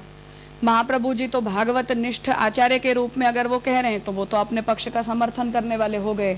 इसलिए अब एक थर्ड पार्टी एविडेंस की आवश्यकता है कि अन्य पुराणों में हमें क्या मिल रहा है या महाप्रभु जी के अतिरिक्त अन्य लोग इस बारे में क्या विचार रख रहे हैं। उन सब का तो वही निवारण हो जाता है श्रुति स्मृति में ना, के काल का तो अधिकार नहीं है यहाँ पे, मतलब इस वेद आदि शास्त्र में स्मृति आदि में गम नहीं है वहाँ पे, उसकी पहुँच ही नहीं। फिर उसकी समस्या ये है कि कुछ कुछ कल्पों के अंदर पुराणों को वेद से पहले भी प्रकट किए गए हैं, तो अब उस स्थिति में पौराणिक धर्म को वैदिक धर्म से क्या हम उत्तम मान लेंगे? वेदा विरुद्ध होगा ना फिर भी अगर पुरातनम इति पुराणम, ये जो व्याख्या महाप्रभु जी ने पुराण प्रकरण में दी है सर्वनिर्णय में, और आप वहाँ ये आज्ञा कर रहे हैं कि ऋग्वेद में भी यदि पौराणिक चरित्रों का उल्लेख हमें प्राप्त हो रहा है, जैसे वराह का मिलता है, प्रहलाद जी का कयाधवः के नाम से भी वेद के अंदर उल्लेख मिलता है, उन प्रमाणों को देकर महाप्रभु जी ने वहाँ इस बात को सिद्ध करना चाहा कि किसी किसी कल्प के अंदर वेदों को प्रकट करने से पूर्व पुराण प्रकट कर दिए जाते हैं। इसलिए पुरातनम इति पुराणम, इस शब्द की दृष्टि से पुराण जो है वो मुख्य धर्म का अंग है। तो अगर इस स्टैंड को हम परमानेंट स्टैंड बनाकर आर्ग्यू करेंगे तो ये सवाल आएगा कि फिर क्या सर्वकाल में श्रौत धर्म के करते पौराणिक धर्म उत्तम माने जाएंगे कालक्रम की दृष्टि से? अगर नहीं माने जाएंगे और सर्वदा सर्वकाल में हर परिस्थिति में श्रौत धर्म प्रमुख धर्म है और पौराणिक धर्म जो है वो मध्यम कोटि के धर्म है, ऐसा अगर हम लेंगे तो कालक्रम में कुछ पहले होना और कुछ बाद में होना, उससे धर्म के अनुसरण की दृष्टि से कोई फर्क नहीं पड़ रहा है। तो पौराणिक धर्म मध्यम कोटि का ही धर्म रह रहा है इन एनी केस, पहले प्रकट कर दिए जाएं या बाद में कर दिए जाएं, इसे भी फिर हमें रिस्पॉन्ड करना पड़ेगा। भगवत वचन की तो प्रामाणिकता मुख्य रहेगी ना, पहले ही रहेगी। तो फिर से यही समस्या है कि वो भगवत वचन अगर भागवत में ही प्राप्त हो रहे हैं, नहीं ऐसा नहीं, वेद में है ना, श्रुति प्रकरण में बताया ये होता है। समस्या ये है कि भागवत को पुराण की गिनती के अंदर लेने को लेकर भगवत वचन साक्षात नहीं प्राप्त है। हाँ, वो है। पंचमम पुराणम, इतिहास और पुराण पंचमम वेद है, ऐसा छांदोग्य उपनिषद कह रहा है। अब यहाँ इतिहास और पुराण यदि पंचम वेद हैं तो सब पुराणों का एक कल्प हो गया, उसमें अब भागवत की कोई विशेषता वाली बात नहीं रह गई। 18 पुराण और रामायण और महाभारत इन सब का एक स्टैंडर्ड हो गया। अब वो पुराण और इतिहास इतना एक जनरल स्टेटमेंट है कि उन्हें पंचम वेद जानना चाहिए। अब उस पुराण के अंदर भागवत ही मूल पुराण का पार्ट है या देवी भागवत मूल पुराण का पार्ट है, ये सवाल तो फिर भी बचेगा। और उप पुराणों को भी सर्वथा अप्रमाण नहीं माना गया है, परंतु मध्यम कोटि के प्रमाण के रूप में माना गया है। इसलिए यदि कोई भागवत को उप पुराण में प्लेस कर दे रहा है तो उससे भागवत अप्रमाण नहीं सिद्ध हो जा रही है, परंतु कोटि क्रम के अंदर वो मध्यम प्रमाण के रूप में अवश्य सिद्ध हो जाएगी, जो हमारी समस्या है। इसलिए ये पूरा बना है विचार। इन सब बातों का वैसे समाधान तो उधर तत्वार्थ निबंध में तो समझ में आ ही जाता है। देखो फिर से ये प्रॉब्लम है कि महाप्रभु जी जब पुराण प्रकरण के अंदर ये आज्ञा कर रहे हैं कि एक सवाल आर्य समाजियों के सामने है कि वेद धर्म मूल होता है या पुराण धर्म भी वेद धर्म का ही पार्ट है या स्वतंत्र है। जैसे वहां से ये विचार उपस्थित हुआ कि पौराणिक जो धर्म होते हैं वो वैदिक धर्म के अंग के रूप में अनुसरण करने योग्य होते हैं, स्वतंत्र रूप से अनुसरण करने योग्य होते हैं, या वैकल्पिक होते हैं या अनुकल्प होते हैं। तो महाप्रभु जी वहां इस बात को सिद्ध कर रहे हैं कि छांदोग्य उपनिषद की दृष्टि से इतिहास और पुराण पंचम वेद हैं, इसलिए वैदिक धर्म के वो कॉम्प्लीमेंट्री भी हैं, जो श्रौत है उसके लिए भी, और जो श्रौत नहीं है उन लोगों के लिए वही मुख्य कल्प हो गया। फिर वहां महाप्रभु जी इस बात को बता रहे हैं कि वहां भागवत का सभी पुराणों के अंदर विशेषता है, क्योंकि वो 10 लक्षणों से युक्त है और भगवान परब्रह्म कृष्ण की भक्ति की बात कर रहा है। वहां महाप्रभु जी ने इस बात को सिद्ध किया as a Vaishnav, as a आचार्य। अब उसमें ये स्थिति बन रही है कि फिर अन्य पुराणों में निरूपित जो धर्म है उसके करते भागवतीय धर्म की महत्ता क्या है, उसे भी यदि हम सिद्ध कर देते हैं कि भागवतीय धर्म सर्वश्रेष्ठ है, तो अब तृतीय प्रश्न ये है कि भागवत का एक पौराणिक पक्ष भी है और एक भक्ति मार्गीय स्वतंत्र पक्ष भी है। हम भागवत के पौराणिक धर्म का अनुसरण नहीं करते हैं, भागवत के हम भक्ति प्रदान पक्ष का अनुसरण करते हैं, क्योंकि भागवत का जो पौराणिक धर्म होता है वो भी फिर से वर्णाश्रमाधिकारक है। तो वहां यदि वो वर्णाश्रमाधिकारक है तो भक्ति हंस वाले मंगलाचरण के हिसाब से फिर वो अस्पृष्ट और अमते निज भक्तेषु हो जाएगा। वो तो महाप्रभु भी वहाँ पे कहते ही है ना कि स्वतंत्र भक्ति का निरूपण करने वाला थोड़ी भागवत है, केवल भक्ति का, भक्ति मार्ग द्वारा मोक्ष का साधन भागवत को माना नहीं जा सकता। वो तो तत्वार्थ निबंध में भी वहाँ तो आपने आगे वो बात महाप्रभु जी कर चुके हैं। अब यहाँ की जो समस्या है वो ये है केवल कि अब यदि वो भागवतीय धर्म के स्वतंत्र कल्प का हम अनुसरण करते हैं तो भागवत का जो पौराणिक पक्ष है वो प्रमाण की दृष्टि से कितना है और कहाँ है। वहाँ पे भी मुक्ति तो बताई है ना, मुक्ति बताई है, फिर वो मुक्ति अन्य पुराणों से भी बताई है, उसमें कोई भागवत की विशेषता नहीं है। वो प्रॉब्लम है। ठीक है, ये पूरी फ्रेम खड़ी हो रही है। तो पुरुषोत्तम जी सर्वनिर्णय में महाप्रभु जी जो पुराण प्रकरण में स्पष्टता कर रहे हैं उस विषय को पुरुषोत्तम जी आगे बढ़ाना चाह रहे हैं कि इस बारे में इतनी स्पष्टता और हमारी तरफ से समझ लेनी, ऐसा आपका ओपिनियन है। और यहाँ हम आज के विषय से शुरू करेंगे। वहाँ पुरुषोत्तम जी ने भागवत के बारे में केवल महाप्रभु जी के वचन नहीं पर शंकराचार्य जी से लेकर महाप्रभु जी पर्यंत सभी आचार्यों के वचनों को कंपाइल किया है कि ये बात अकेले महाप्रभु जी कहते हो ऐसा नहीं है, सभी आचार्यों का और अन्य सभी शास्त्रों का यही मत बन रहा है, इसलिए वो थर्ड पार्टी एविडेंस है। वहाँ पे वैसे एक बात और भी आती है कि अष्टादश पुराणानां कर्ता सत्यवती सुता, उसके बाद भागवत की आवश्यकता बताई है, उन्होंने स्वयं प्रकट किया है। तो वहाँ पे भी एक दृष्टि से महाप्रभु ऐसा ही बताते हैं कि भागवत की इस काल में सर्वाधिक आवश्यकता है। इस बारे में कोई बेमत नहीं है, पर पुरुषोत्तम जी का जो कंसर्न है वो दो विषय में है। एक तो देवी भागवत अष्टादश पुराणों का पार्ट है या भागवत अष्टादश पुराण का पार्ट है। तो देवी भागवत उपपुराण है या भागवत उपपुराण है, ये पहला विचार है।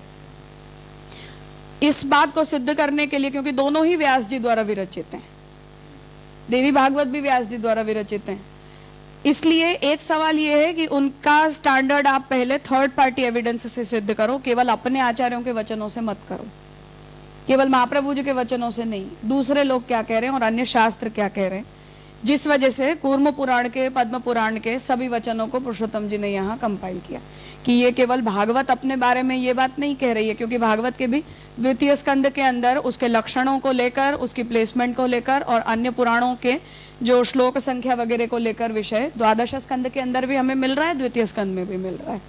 तो इंटरनली पुराण अपने आप को भी अपनी प्लेसमेंट बताते हैं, परंतु प्रक्षिप्त की आशंका के कारण इन सबको एक थर्ड पार्टी एविडेंस से भी वेरीफाई करना पड़ता है कि पद्म पुराण की जो श्लोक संख्या है वो और भागवत जी की श्लोक संख्या है वो मिल रही है या नहीं मिल रही। तो वो एक विचार का विषय है यहाँ। और फिर दूसरा विषय ये है कि जो भागवतीय धर्म है वो पौराणिक धर्म के मामले में भी सर्वोत्तम है, और स्वतंत्र भक्ति का जब हम अनुसरण करते हैं उस दृष्टि से वो हमारा सांप्रदायिक इंपॉर्टेंस है उसका, कि हम भागवत के स्वतंत्र भक्ति पक्ष को किस तरह से इंटरप्रेट करके अपने मार्ग में ला रहे हैं। परंतु कोई व्यक्ति यदि भागवत को वल्लभ संप्रदाय के साधना प्रणाली में अनुसरण उसका नहीं करके स्वतंत्र रूप से भागवत का पौराणिक धर्म का अनुसरण यदि करेगा, तो भी उस व्यक्ति को साधन और फल के स्टैंडर्ड में हम अन्य पुराणों की अनुसरण करने वाले लोगों के बीच कहाँ रखेंगे। ये दो बातें। सामने कोई ऐसा तर्क किया जाए कि महाप्रभु ने देवी भागवत का नाम ही नहीं लिया है तो उसका व्यावर्तन मानना, पर वो महाप्रभु जी ने खुद ने किया है, अन्य आचार्यों का क्या। जिन शक्ति संप्रदाय के आचार्यों के लिए देवी भागवत सर्वोपरि पुराण है, उन्हें हम दूसरों के वाक्यों से कहना चाहेंगे ना कि देखो ये हम अकेले नहीं कह रहे हैं, और भी लोग ऐसा कह, ऐसा हमें करना पड़ेगा। केवल हम वहां उस व्यक्ति को, पूर्व पक्षी को केवल महाप्रभु जी के वाक्यों से निरस्त नहीं कर सकते, उसके लिए एक एक्सटर्नल एविडेंस की आवश्यकता पड़ती है।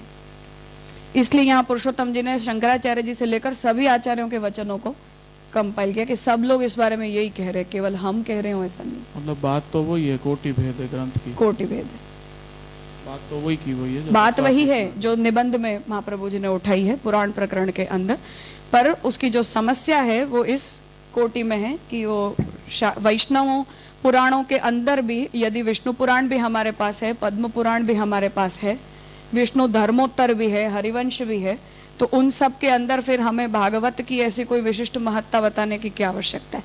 अन्य भी वैष्णव पुराण है जिनका उपयोग विष्णु भक्ति के पौराणिक धर्मों के अनुसरण के लिए किया ही जा सकता है, तो उसमें भागवत को कोई विशिष्ट स्थान क्यों प्रदान किया जाए।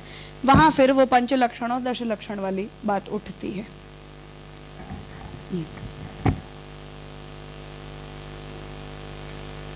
ठीक है, हाँ।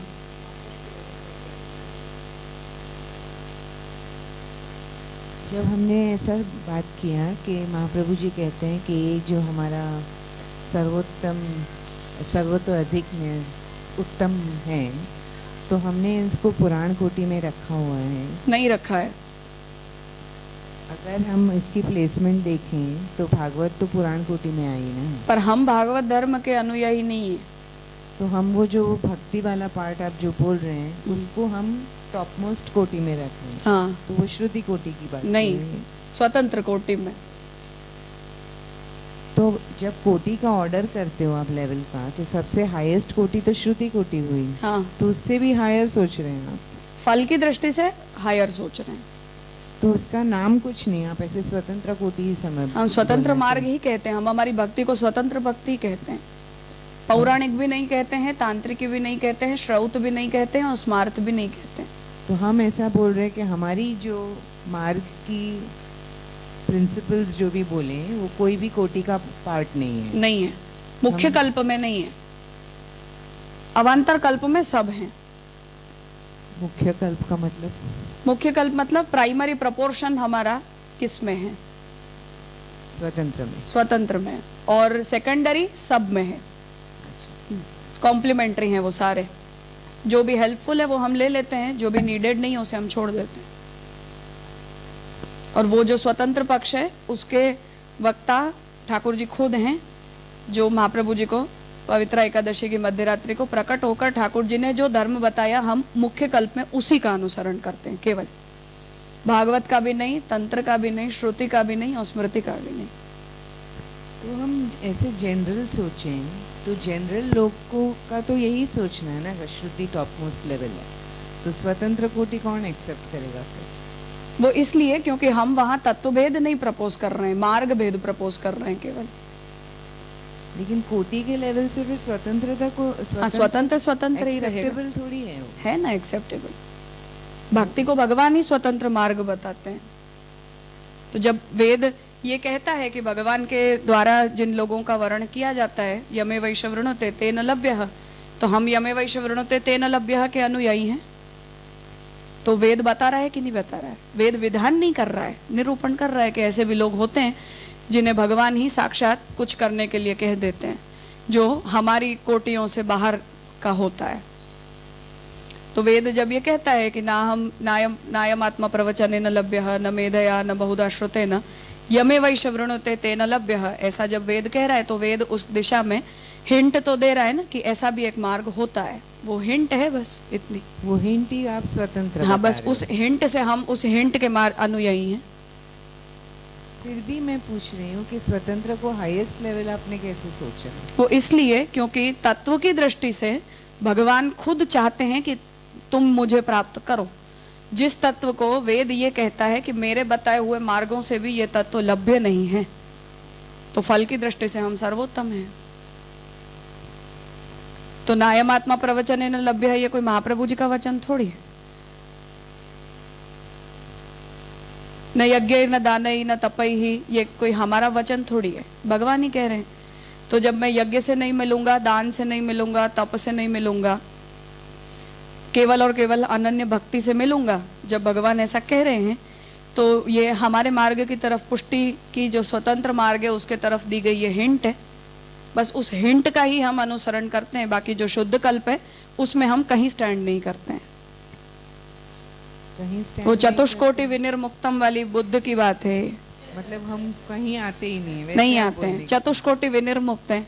श्रुति स्मृति तंत्र और पुराण की चारों कोटियों से विनिर्मुक्त हैं। और एक बात पूछनी थी राजा कि जब हम ऐसे बोल रहे हैं कि स्वतंत्र कोटि में हम जाते हैं और हम टॉप मोस्ट लेवल हैं, तो हमको ये वेद के वाक्य की क्या जरूरत है? फिर तो हिंट की भी हम लेवल वाइज अगर देखें वो तो इसलिए topmost क्योंकि से ये भी कुछ आना भगवद आज्ञा है और ये भी भगवद आज्ञा है, तो भगवान की दो आज्ञाएं कभी भी एक दूसरे को क्रॉस नहीं कर सकती हैं। तो क्योंकि श्रुति भी साक्षात भगवद वाक्य हैं और सिद्धांत रहस्य भी साक्षात भगवद वाक्य हैं, वो दोनों कभी भी एक दूसरे से विरुद्ध नहीं हो सकते हैं। इसलिए उन दोनों को हमें अलाइन करके बताना पड़ता है कि भगवान दोनों जगह एक ही बात करते हैं, अपनी बात से मुकर नहीं जाते हैं, ऐसा हमें बताना तो पड़ता ही। मतलब एक बार ऐसे भी सोच सकते हैं कि स्वतंत्र और श्रुति एक ही लेवल पे है। फल दृष्टि से एक लेवल पर है, साधन दृष्टि से नहीं है।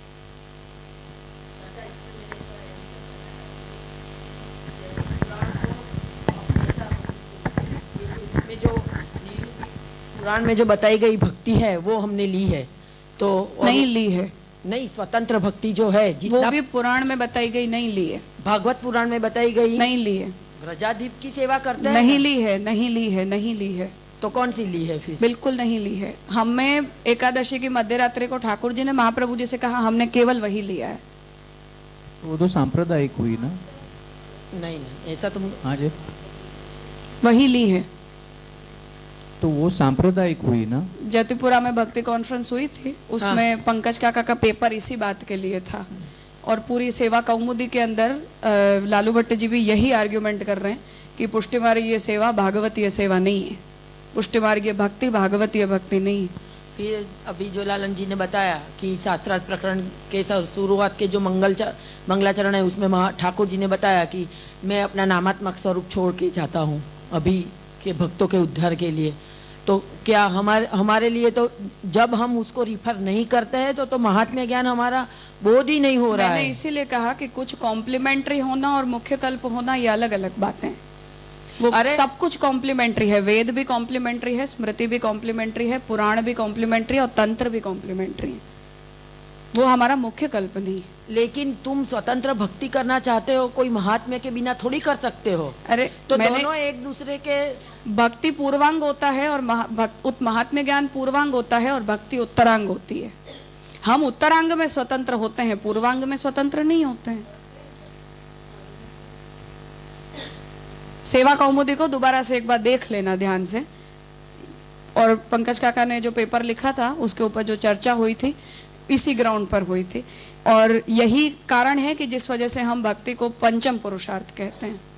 नहीं, यानी आप मैं क्लेरिफिकेशन करना, आप ऐसा कहना चाहते हो कि हमारी ये सोच गलत है, मेरी ये सोच गलत है कि भागवत जी में बताए दसम स्कंध के जो जन्म प्रकरण वाली जो भक्ति है, वो भक्ति का जो फल है जो ठाकुर जी ने लीला की है, जिसको हम स्वतंत्र भक्ति कहते हैं, और गोपी उसे हम स्वतंत्र भक्ति, हाँ, और गोपीजनों को हम गुरु मानते हैं, और उनमें बताई गई लीलाओं का हम कीर्तनों के द्वारा स्मरण करते हैं, वो भक्ति हमारे भक्ति मार्ग की भक्ति नहीं है। और जो ठाकुर जी ने एकादशी के दिन प्रकट होके जो बताया मार्ग, वो हमारी भक्ति है। लेकिन फल तो यही हुआ ना राजा। समस्या इतनी है कि व्रजभक्तों की भक्ति और हमारी भक्ति एक जैसी है। लेकिन नहीं, मैं पूछूं उतना बताओ केवल। हाँ, नहीं है। एक बात, हम तो साधन अवस्था में भी नहीं है आ सकते। जैसी भी अवस्था में हो, वो जो कर रहे हैं और हम कर रहे हैं एक है या अलग है? अलग है। दूसरा, उनका अधिकार और हमारा अधिकार एक जैसा है या अलग है? वो तो अलग है। अलग है। तीसरी बात, ठाकुर जी जिस उद्देश्य से वहां प्रकट हुए हैं और हमारे पास प्रकट हुए हैं, वो उद्देश्य एक है या अलग है? अलग है। अलग है। चौथी बात, हम संप्रदाय की विधा से अनुयायी हैं और वो बिना संप्रदाय की विधा के अनुयायी हैं। ये बात दोनों एक दूसरे से अलग हैं कि अलग नहीं है? अलग हैं। अब बात इतनी है कि हमारे ऑब्जेक्ट एक है, केवल भगवान है बस। उनके लिए भी है और हमारे लिए भी है। नहीं, साधन भी जैसे कृष्ण एक हैं, उनके कृष्ण भी वही हैं और हमारे कृष्ण भी वही हैं। उनके लिए अवतारी पुरुष हैं, हमारे लिए स्वसेव्य हैं। पक्ष भेद है दोनों में स्पष्ट। हम अवतारी कृष्ण की सेवा नहीं करते हैं, हम स्वसेव्य की सेवा करते हैं। अवतारी की नहीं करते हैं, अवतार की भी नहीं करते हैं। हम अपने घर में जो प्रकट होते हैं केवल उन्हीं की करते हैं। और सबसे बड़ी बात यह है कि भगवान का चरित्र हो, भगवान की लीला हो, भगवान के गुण हो, उस बारे में चाहे भागवत कह दे तो भागवत कह दे, हरिवंश कह दे तो हरिवंश कह दे, ब्रह्मवैवर्त कह दे तो ब्रह्मवैवर्त कह दे, वेद कह दे तो वेद कह दे, गीता कह दे गीता कह दे, चाहे जो कह दे, सब हमारे लिए महात्म्य ज्ञान का अंग है। सब कुछ हमारे लिए महात्म्य ज्ञान का अंग है। अब बात इतनी आती है कि अब हम जब सुबह से शाम तक जो करेंगे वो क्या करेंगे? समझ गए हम। अब जो हम करेंगे हमारी डे टू डे लाइफ में, जो हम साधना करेंगे, अगर वो पौराणिक धर्म है तो वो नवधा भक्ति है। नवधा भक्ति का फल परब्रह्म नहीं है, पौराणिक धर्म का फल परब्रह्म नहीं है, विभूति पर्यवसायी है। श्रौत उपासना का फल परब्रह्म नहीं है, तंत्र उपासना का फल भी परब्रह्म नहीं है। हम जो करेंगे वो हम जब अपने घर के अंदर करेंगे तो हम नवधा भक्ति नहीं करते हैं, हम वैदिक उपासना भी नहीं करते हैं, हम तंत्रोपासना भी नहीं करते हैं, हम पौराणिक धर्म भी नहीं करते, हम स्मार्त अर्चन भी नहीं करते हैं। हम जो करते हैं वो ये करते हैं जो ठाकुर जी ने महाप्रभु जी को प्रकट होकर बता दिया कि तुम्हारे शिष्य को आत्मनिवेदन करना है और ऐसे रहना है। जो आत्मनिवेदन का धर्म भगवान उद्धव जी को बता रहे हैं, हम वो भी नहीं कर रहे हैं। किसी बात को रेफर करना और किसी बात का अथ से इति अनुसरण करना, ये दो अलग अलग स्थिति हैं।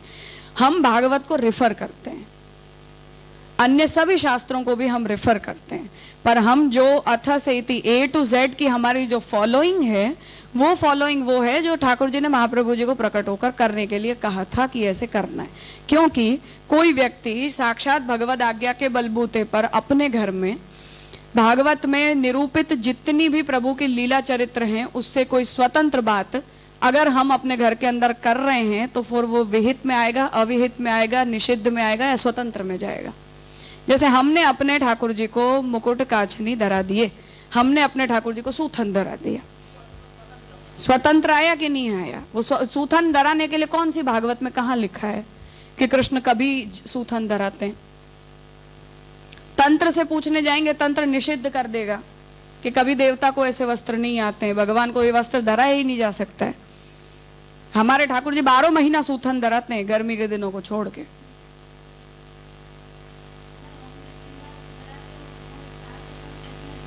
बिल्कुल नहीं धरे हैं, होए तो धरे ने, वो हमारे भारत का वेश ही नहीं है। सूथन धरना मुगल वेश है। ताज बीबी के भाव से धराया है हमने ठाकुर जी को। कोई सिले वस्त्र ठाकुर जी को कभी आ ही नहीं सकते, कुल्हे कहाँ से आई?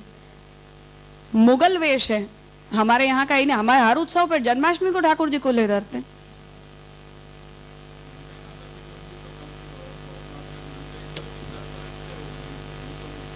पुरुषोत्तम जी इतने ही सर्वनिर्णय में स्पेसिफिकली यह बात बताइए कि अपने जो घंटानाद करूँ हूँ वो तंत्रोपचार नहीं है, वो मैं व्रजलीला रो भाव करनो कि गायरी घंटी बजने न ठाकुर जी जाग रहे हैं। अब वो उसी स्वतंत्र और तंत्र को अलग करने के लिए ये बात कहनी जरूरी है। तंत्रोपचार के रूप में यदि हम करते हैं तो वो फिर हमारा भाव भेद होने के कारण उस आचार का पार्ट बनेगा, फिर अधिकार भेद की बात है। लेकिन जब महाप्रभु जी ने सूरदास जी को ऐसा बोला कि आ सूर्य के काहे को घी गया तो कछु भगवत लीला गाओ, तो उन्होंने कौन सी लीला गाई जो भगवान ने? पुरुषोत्तम सहस्त्र नाम केवल भागवतीय लीलाओं के नाम हैं या सभी पुराणों के नाम हैं? नहीं है, नहीं है। महाप्रभु जी ने ठाकुर जी के सभी नामों का संकलन किया है, जिसमें भागवतीय नामों का प्रोपोर्शन केवल ज्यादा है।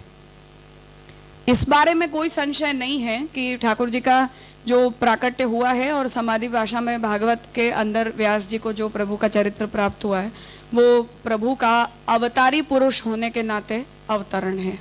वहाँ ठाकुर जी विभूति रूप से अंशावतार या गुणावतार के रूप में अवतरित नहीं हुए, इस बारे में कोई बेमत नहीं है। ठाकुर जी ब्रज में जब सारस्वत कल्प में प्रकट हुए हैं तो शुद्ध पुष्टि भक्तों का उद्धार करने के लिए ही प्रकट हुए हैं, इसमें भी कोई मतभेद का विषय नहीं है। परंतु हम उस शुद्ध भागवतीय भक्ति के जीव नहीं हैं, इस बात को भी नकारा नहीं जा सकता है। हम स्वतंत्र भक्ति करते हैं और भागवत को हम प्रोपोर्शनेटली केवल ज्यादा रेफर करते हैं, बस इतना सा फर्क है। हमारी साधना प्रणाली में 70% हम भागवत को रेफर करते हैं, उसमें उसके अतिरिक्त के पक्ष में हम तंत्र को रेफर करते हैं, अतिरिक्त के पक्ष में अपनी स्वानुभूति को भी रेफर करते हैं, और हमारे संप्रदाय के भक्तों को और आचार्यों को जो स्वतंत्र अनुभूतियां हुई हैं उन्हें भी हम रेफर करते हैं, और उन सबको मिलाकर हम सेवा करते हैं। और इन सबको छोड़कर यदि हमारे घर के सेवक किसी दिन हमें ये आज्ञा कर दें कि ये सब हटाओ, मैं बोलता हूँ ऐसा करो, उस दिन से वो करो, हटाओ, भागवत को हटाओ, तंत्र को हटाओ, वेद को हटाओ, संप्रदाय की परंपरा को हटाओ, सब दूर करो, ठाकुर जी ने जो कहा वो करो, तो ये स्वतंत्र भक्ति है। मुद्दा ये है हमारा। लेकिन ये समझ में नहीं आ रहा है बात, क्योंकि हमने जो अभी तक पढ़ा है वो ये दायरे में पढ़ा है जो मैंने इसीलिए मैंने ये बात कही कि हम, वही मैं कह रही हूँ कि भागवत को हमें न तो कोई भागवत को डिग्रेड कर रहा है, न हमारे संप्रदाय में भागवत के स्थान को कोई नकार रहा है, पर हम शुद्ध भागवत मार्गी हैं ऐसा अगर हम बोलेंगे तो गड़बड़ है, बस इतनी बात है इसमें। लेकिन फल को हम सोचते हैं, फल भी भागवत में भगवान सब लोगों को अलग अलग तरह से फलित हुए हैं। स्वतंत्र भक्ति जैसे ब्रज भक्तों को, गोपीजनों को हम गुरु मान रहे हैं। नहीं मानते हैं गोपीजनों को हम गुरु, हम गोपीजनों को सन्यासी के लिए गुरु मानते हैं, हम अपने लिए गोपीजनों को नहीं गुरु मानते, हम यमुना जी को गुरु मानते हैं। 4 भाव है, वात्सल्य भाव है, दास्य भाव नहीं है, मानते हैं, नहीं सख्य मानते हैं, भाव है, नहीं मानते हैं, ये हमारे संप्रदाय की परंपरा ही नहीं है। भक्ति रस के अंदर हमने इसीलिए इस बात को इतना स्ट्रांगली स्टैंड में रखा कि हमारा और भगवान का संबंध केवल स्वामी और सेवक का संबंध है, और कोई दूसरी बात ही नहीं है इसके अंदर। फल के दायरे में क्या होगा फिर? फल में जो भगवान देंगे वो होगा, इसमें हमारे विचार की क्या बात है? ये 4 भाव को नहीं, इसमें 4 का कोई डिवीजन ही नहीं है। सेवकोयम यथा लोके व्यवहार प्रसिद्ध्यति तथा कार्यम समर्प्यैव, ये हमारे लिए वेद वाक्य है, स्पष्ट सिद्धांत कि हमारा और भगवान का संबंध स्वामी और सेवक का संबंध है, नॉट 1% के इसमें मिश्रण का कोई सवाल नहीं है। अब ठाकुर जी से ये सवाल है कि आपको क्या अच्छा लगता है, तो जब ठाकुर जी ये कहते हैं कि हाँ तुम मेरे साथ ऐसे रहो तो मुझे अच्छा लगता है, तो हम वो ठाकुर जी के लिए ला देते हैं। हम अपने भावों का समर्पण नहीं करते, हम केवल स्वामी और सेवक के संबंध से रहते हैं। है, लेकिन जब ठाकुर जी कोई किसी को फल में कोई भाव बताते हैं, फलावस्था हर वस्तु से स्वतंत्र होती है, उस बारे में कभी किसी के लिए कुछ कहा ही नहीं जा सकता है। वो तो स्वतंत्र भक्ति का मूर्तिमंत स्वरूप है फलावस्था।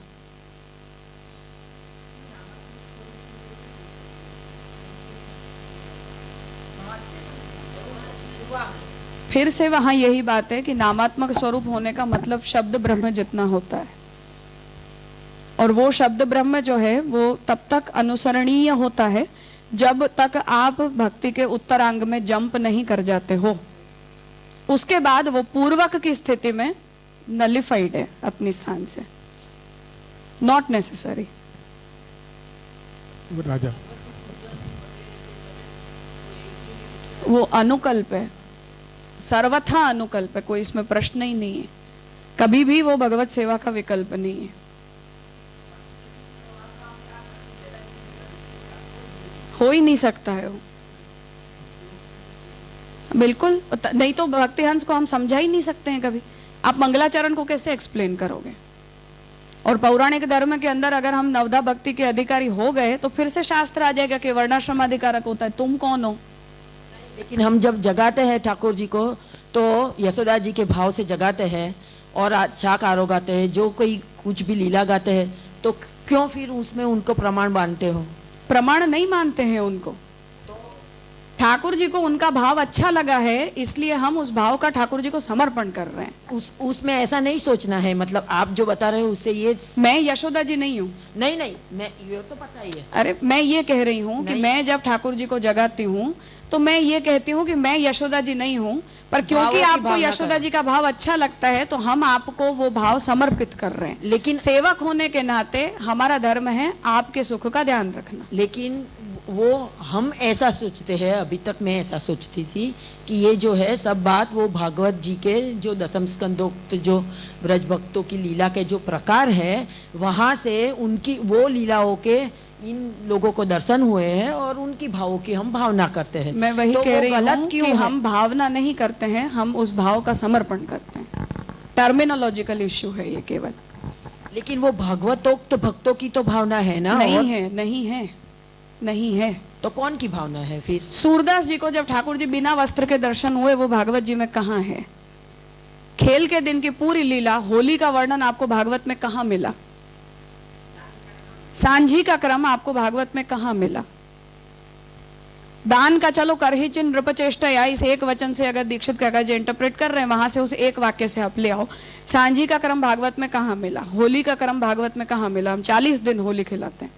तो फिर मैं एक बात आपसे ये पूछ सकती हूँ कि जो भागवतोक्त जो व्रज भक्तों का जो प्रकार है वो हमारा जो अभी का जो प्रकार सांप्रदायिक प्रकार चल रहा है उससे बहुत उत्तम है, और हम उससे निम्न कोटि में आ रहे हैं।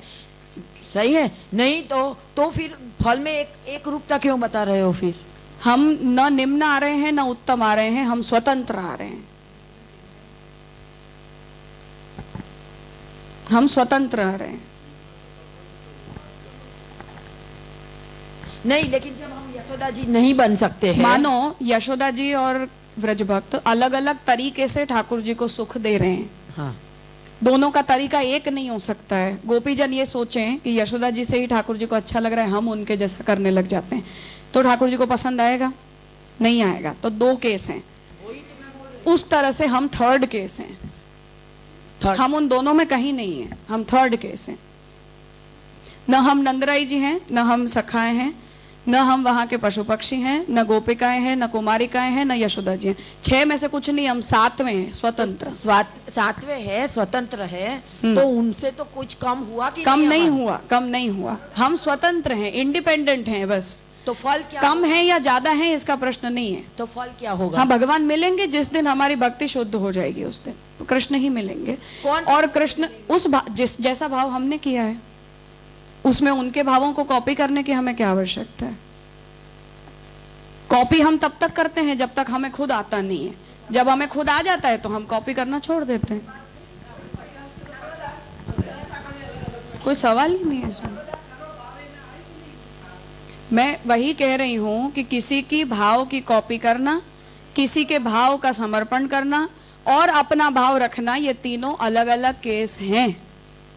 हम ठाकुर जी की सेवा में किसी के भाव की भावना नहीं करते हैं, हम उन भावों का केवल समर्पण करते हैं सेवक होने के नाते, क्योंकि हम अपने स्वामी का सुख चाहते हैं।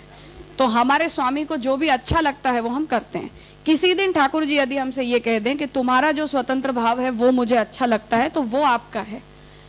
जैसे ताज बीबी ने अपना स्वतंत्र भाव रखा कि हम सूथन पहनते हैं तो मुझे ऐसा लगता है कि आप भी धरो इसे, और ठाकुर जी ने ताज बीबी के उस भाव को स्वीकार करके अगर सूथन धरा दिया तो वो स्वतंत्र क्रम है, भागवत का नहीं है, किसी पुराण का नहीं है, किसी तंत्र का नहीं है। वो जो जीव है जिसको ये स्वतंत्र भक्ति का फल मिला है, उसका लीला में क्या पार्ट है? तो ठाकुर जी उसे आज तक हम सबके ठाकुर जी ताज बीबी के भाव से सूथन धर के हमें रोज दर्शन दे रहे हैं। इससे उत्तम भक्ति कोई जीव की क्या हो? नहीं, जब वो जीव प्रभु को प्राप्त करेगा, हाँ, तो ठाकुर जी उन्हें जैसा अच्छा लगता है ऐसे रूप से उसे फलित हो जाएंगे। ठाकुर जी ताज बीबी को हमेशा सूथन धरा कर ही दर्शन देंगे, और बाकी ठाकुर जी कभी सूथन धर ही नहीं सकते। ये थियोरेटिकली इम्पॉसिबल है, क्योंकि ये अपने यहाँ की वस्त्र की फैशन ही नहीं है। जो कह रहे प्रभु को प्राप्त करेगा, वो तो सेवा में तो प्राप्त है। जो प्राप्त करना है वो तो दशा है ना, प्रेम से आसक्ति, आसक्ति से व्यसन। प्रभु को प्राप्त थोड़ी करना है। स्वसेव्य प्राप्त हो गए तो प्रभु तो प्राप्त ही है। जब फलित होते हैं वैकुंठ लोक में जाने के बाद, तब भी भगवान भक्त के भावानुरूप मिलते हैं, और वो स्वतंत्र फल है। किसी का फल किसी दूसरे के जैसा नहीं हो सकता है, किसी का भाव किसी के दूसरे के जैसा नहीं हो सकता है। अब इतना भेद डेफिनेटली है कि एक स्वतंत्र भक्ति बिन सांप्रदायिक होती है, और एक भक्ति स्वतंत्र भक्ति का एक सांप्रदायिक फॉर्मेट होता है। हम उस स्वतंत्र भक्ति को सांप्रदायिक फॉर्मेट में फॉलो करते हैं। मीराबाई, नरसिंह मेहता आदि बिल्कुल स्वतंत्र भक्ति हैं, तो इन दोनों के बीच में एक माइन्यूट डिफरेंस है।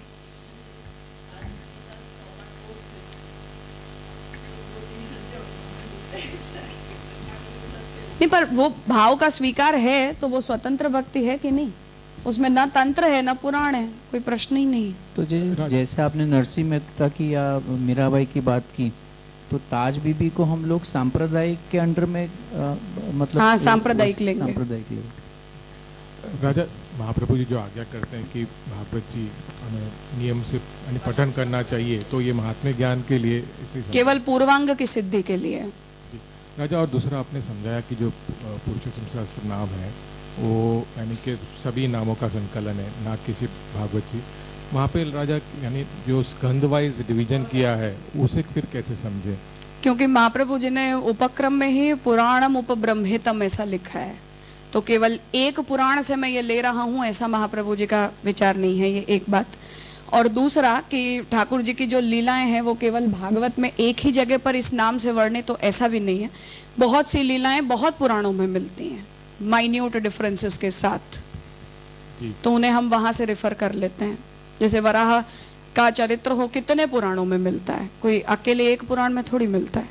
कहीं विस्तार से मिलता है, कहीं छोटे पक्ष से मिलता है। जैसे यानी कि दशम स्कंद की लीला भागवत जी में है, उसी प्रकार की लीला कहीं और पुराणों में होगी, तो दशम स्कंद के अंदर जो भी जितने भी नाम आ रहे हैं तो उन दो सभी उन्हें भी रेफर कर सकते हैं। वहाँ के उस चरित्र की कोई अलग डिटेल को भी रेफर कर सकते हैं, जैसा हम राधा जी को लेकर डिस्कस करते हैं उस तरह से। और क्वेश्चन मैं पूछना चाहती हूँ। हाँ, वो तो बहुत जगह है, भगवान चरित्र बहुत सारे स्थानों पर अलग अलग थोड़े बहुत चेंजेस के साथ मिलते हैं। एक और क्वेश्चन पूछना चाहती हूँ राजा कि ये जो स्वतंत्र भक्ति करने वाले जो है सब भक्त जो हैं, तो लीला में उसका वहाँ पर एडिशन होगा? हाँ, ठीक है ना? बिल्कुल। अच्छा, तो वो प्रकार की लीला कोई किसी की कॉपी नहीं कर सकता है। हम जब तक हमारे स्वतंत्र भावों को समर्पण करने योग्य नहीं बन जाते हैं, तब तक हम वो करते हैं जो महाप्रभु जी ने हमें सिखाया है। बहुत अच्छा हुआ। और जब हम उसके योग्य बन जाते हैं, उस दिन हम अलग और तुम अलग। साफ बात है। अभी तक मुझे ऐसा क्वेश्चन था कि एक तो जो शुद्ध भक्त व्रज भक्त तो है लीला में, और ये जो स्वतंत्र भक्त है जो वो गोलोक धाम की ही प्राप्ति करेंगे, फल तो कृष्ण ही फल है, तो गोलोक धाम में ही, तो वो एडिशन हो गए। तो जो भगवान ने वर्णन किया था जो पुष्टि जीव, वो वहाँ पर फल ले करके जाएंगे। हाँ, और वहीं जाएंगे। वो सही है ना सर? ठीक है, बहुत वहाँ अच्छा है। उन्हें अपने भावानुरूप मिलेगा जो मिलेगा। हाँ, वही तो। नहीं, फिर एक क्वेश्चन ऐसा भी हो रहा है कि जो 84-252 वैष्णव में जो वार्ता आती है उसमें 3 जन्म की भावना बताते हैं, तो वो जो वहाँ के जो जीव है वो यहाँ पर लीला करने के लिए आते हैं, वो हमें सिखाने के लिए आते हैं। हाँ, महाप्रभु ऐसा जी समझना गोसाई जी की लीला में सहयोगी होने के लिए। सहयोगी होने के लिए, और हम उनका उनको अनुसरण करके वहाँ पर फिर फल को भोगते वहाँ हैं। से जो हमारे लिए अच्छा है वो हम ले लेते हैं, जो नहीं है उसे छोड़ देते हैं। हाँ राजा, धन्यवाद, प्रणाम। बाकी आपको देखना हो तो एक बार सेवा कौमुदी को इस दृष्टि से ध्यान से देखना। लालू भट्ट जी ने बहुत स्पष्ट विधान से इस बात को लिखा है कि सांप्रदायिक हमारी जो पुष्टि भक्ति है वो भागवतीय इक्विवेलेंट टू भागवतीय भक्ति नहीं है, क्योंकि भागवतीय भक्ति पौराणिक भक्ति होती है। एक और भी क्वेश्चन मुझे हो रहा है कि एक यशोदा जी है, चलो हम सोचते हैं, या सखा है कोई भी ठाकुर जी का, वो तो भाव हमें मिलने वाला नहीं है, क्योंकि वो तो सब एलोटेड ही है वहाँ पर, तो उनके कुछ दास के दास वहाँ पर होंगे, तो उनको मिलने वाली आनंद की अनुभूति और ये जो स्वतंत्र भक्त है सबको समान ही होगी। हाँ, उन्हें उनके भाव के हिसाब से मिला, हमें हमारे भाव के हिसाब से मिला। नहीं, लेकिन पूर्ण आनंद ही है ना वहाँ हम पर। आनंद की न्यूनता वाला कोई बात नहीं है। अगर वो भक्ति शुद्ध है तो वहाँ आनंद की न्यूनता का कोई प्रश्न नहीं है। ऐसा भक्ति में अगर कोई मिश्रण है तो समस्या है। फिर अच्छा, शुद्ध है तो कोई वो बात नहीं है, फल भेद का कोई प्रश्न नहीं है। यानी हम ऐसा सोचते हैं कि नंद यशोदा जी को जो आनंद प्राप्त होता है वो उनके दासों को कैसे मिलता होगा? तो सबको अपनी अपनी रिक्वायरमेंट में पूरा पूरा मिलता है। अच्छा, उसकी मात्रा का निर्धारण भगवान करते हैं कि कौन का भाव कैसा है और भगवान उन्हें क्या देना चाहते हैं। हाँ राजा, जो अपन अभी हमारे संप्रदाय में हमारे लिए ये भागवत का पर्पस सिर्फ महात्म्य ज्ञान और पूर्वांग वो दो नहीं, कॉन्टेक्सचुअल उपयोगिता है। जब जिसे जितनी सहारे की जरूरत होती है उतना वो सहारा ले सकता है। जब हमें ये लगे कि अब हमें किसी के सहारे की जरूरत नहीं है, हमारे अंदर सब कुछ एस्टेब्लिश्ड है, तो तुम इंडिपेंडेंट हो, तुम्हें किसी की आवश्यकता नहीं। उधर तक का प्रोपोर्शन के लिए रिक्वायरमेंट है। हाँ, तब तक के रिक्वायरमेंट में हम जैसा चाहें, जितना संदर्भ चाहें उतना हम यूज कर सकते हैं। हमें उद्धव जी और ठाकुर जी का संवाद अगर अपने लिए कंटेक्चुअली ठीक लगता है तो यूज कर लो, नहीं लगता है तो मत करो, कोई समस्या वाली बात नहीं है इसमें। डरना चाहिए, डरना चाहिए, हाँ डरना चाहिए। पारायण के एंगल से तो ठाकुर जी जब तक ऐसी कोई हिंट हमें न दे दे तब तक बी कॉशियस, फिर कोई वो समस्या नहीं। हाँ, हाँ। ये जो पूछ रही थी ये भागवत के सवाल ही नहीं है। भय बिनु होत न प्रीति, रामचंद्र जी ने बोला ना समुद्र को, बस ऐसा है। डरना चाहिए।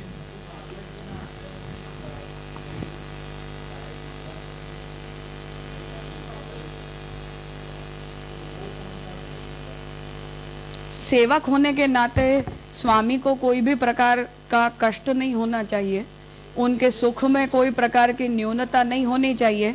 इस विषय में तो हमें डरना ही पड़ेगा ना। तो पग पग पर वो सावधानी है कि ठाकुर जी को कोई समस्या नहीं होनी चाहिए। तो वो तो नहीं तो तुम सेवक किस काम के फिर?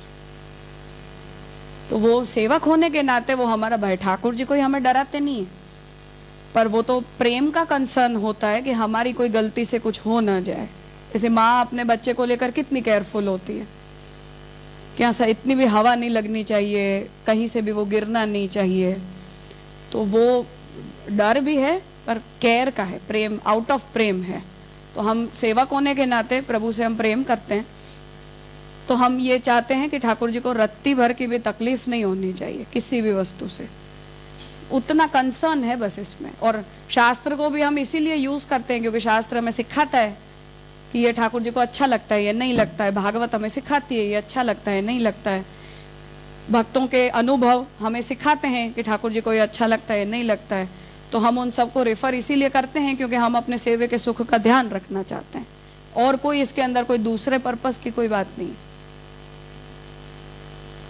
अच्छा, ये जो आदर पारायण की बात हुई, तब बोला तो पूर्वांग आपने बोला, इसने पूछा तो कुछ और हुआ, तो मतलब मुझे लग रहा है ये रोज के पारायण के एंगल से पूछा उसने।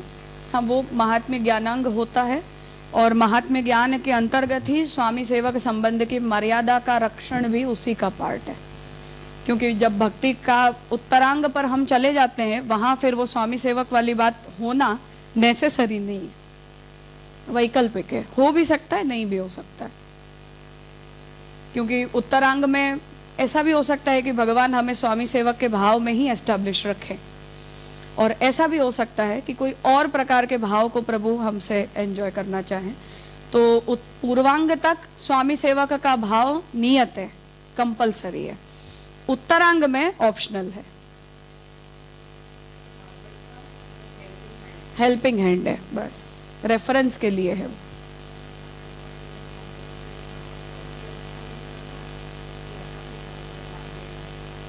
पर भागवतस्य किम मार्गेण, स्वतंत्र मार्गेण या पुराण मार्गेण?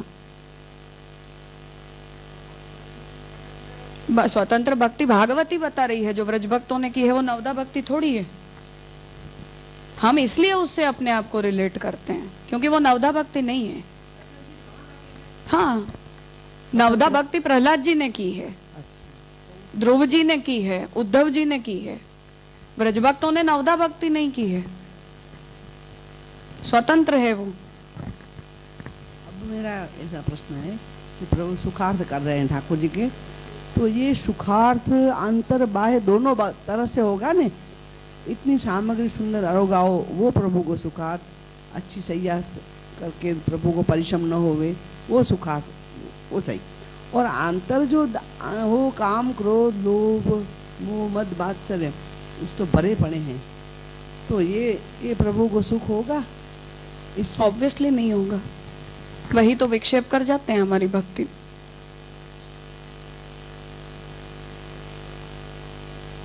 नहीं है, नहीं है। पर वो इसीलिए मैंने कहा कि वो तब तक जब तक हम उस लायक नहीं बन जाते हैं कि ठाकुर जी हमारे उन स्वतंत्र विचारों को और भावों को स्वीकारने लग जाएं। लालन का तो जब तक ताज बीबी को ठाकुर जी ने नहीं कहा तब तक हम ठाकुर जी को सूथन नहीं धरा सकते। ताज बीबी ने इच्छा कर ली और ठाकुर जी ने उन्हें ऐसे दर्शन दे दिए तो ठीक है, लालन में बस इसी मर्यादा है। हम दूसरे दिन ऐसा नहीं निर्णय कर सकते कि हाँ चलो आज पैंट शर्ट धरा दो ठाकुर जी को, वो नहीं हो सकता है। बस इतना फर्क है ये। आपने जिस दिन हम उतने कॉन्फिडेंट हो जाएं कि हमारी स्वतंत्र भक्ति अब ठाकुर जी स्वीकार रहे हैं या ठाकुर जी अपनी तरफ से हमें ऐसी कोई आज्ञा दे दें, उस दिन से पहले ये कदम हमारा नहीं हो सकता है, कदापि नहीं हो सकता है।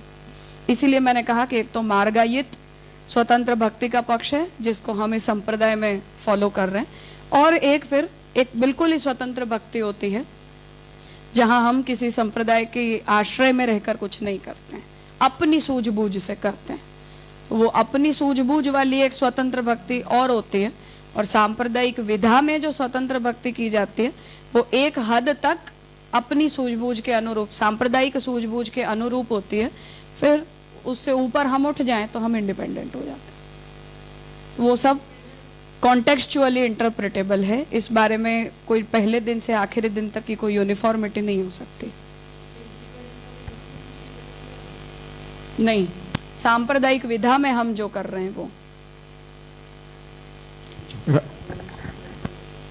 ठाकुर जी आज्ञा दें तब। हाँ हाँ बिल्कुल इंडिविजुअल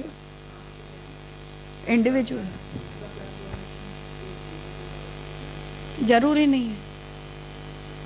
महाप्रभु जी मना कर रहे हैं, बाधनम वाहर इच्छा है। वो तो ताज बीबी ने गोसाई जी को बोला है गोकुल आकर कि हाँ मैंने ऐसे ठाकुर जी के मुझे दर्शन हो गए, क्योंकि फिर तो फतेहपुर सीकरी छोड़कर गोकुल में उन्होंने अपना अंतिम जीवन निकाला है ना, तो वहाँ तब वो गोसाई जी की सेवक हुई हैं, उससे पहले तक नहीं थी। फिर उन्होंने अपने बात को गोसाई जी के साथ शेयर किया और गोसाई जी ने ठाकुर जी को उनके भाव से ये वस्त्र धराना प्रारंभ किया है। उसके पहले तक नहीं धरते थे कभी?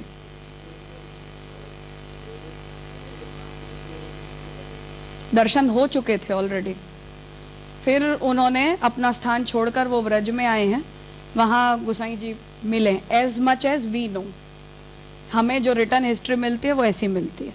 फिर वो व्रज में आए, गोकुल आए हैं, फिर वहाँ वो गोसाई जी के सेवक हुए हैं, और फिर उन्होंने प्रोबेबली गोसाई जी से ये बात शेयर की हो, और फिर गोसाई जी ने श्रीनाथ जी को और अपने सेवियर ठाकुर जी को ये वस्त्र का प्रकार धराना प्रारंभ किया है। तब से अपने यहाँ की पैटर्न में उसका समावेश किया गया। फिर ताज बीबी का जो अंतिम समय है वो गोकुल में ही बीता पूरा, आखिरी तक। देह विलय उनका गोकुल में ही हुआ है, कहने का मतलब है। हाँ, वहाँ है ताज बीबी का स्थान। बहुत मतलब वहाँ जो ताज बीबी के पद वगैरह जो हैं वो बहुत रिवॉल्यूशनरी हैं। हाँ, आई मीन अगर आज के ज़माने का कोई व्यक्ति पढ़ता है तो उसे अलग तरीके से इंटरप्रेट किया जा सकता है आज की फैशन में।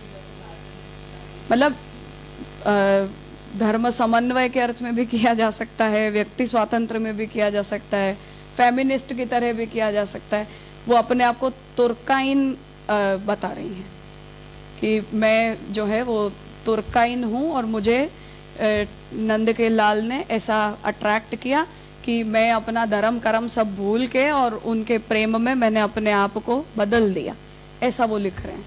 तो थोड़ा बहुत वैसे रिवॉल्यूशनरी बातें, बट हाँ, जो उनका अंतिम समय है वो गोकुल में हुआ है, और उसी समय, क्योंकि ठाकुर जी के दर्शन उन्हें अपने स्थान में हुए हैं, यहाँ नहीं हुए हैं। पहले हो चुके हैं, फिर यहाँ भी होते रहे होंगे, पर जो पहला दर्शन उन्हें हुआ है वो अपने स्थान में हुआ है, ऐसा उनकी रचनाओं को पढ़ने से लगता है। फिर गोसाई जी ने ठाकुर जी की इच्छा जानकर उन वस्त्रों को अपने यहाँ समाविष्ट किया। नहीं, सेवा नहीं की है, सेवा नहीं की है, वो आंतर संयोग है केवल। हाँ, वो आंतर संयोग की बात, मतलब आंतर, एग्जैक्टली आंतर नहीं कहेंगे, ठाकुर जी प्रकट रूप से करते होंगे, पर सेव्य के रूप में जो अपना मैथ प्रोसीजर है वो उनके साथ हुई हो ऐसा लगता नहीं।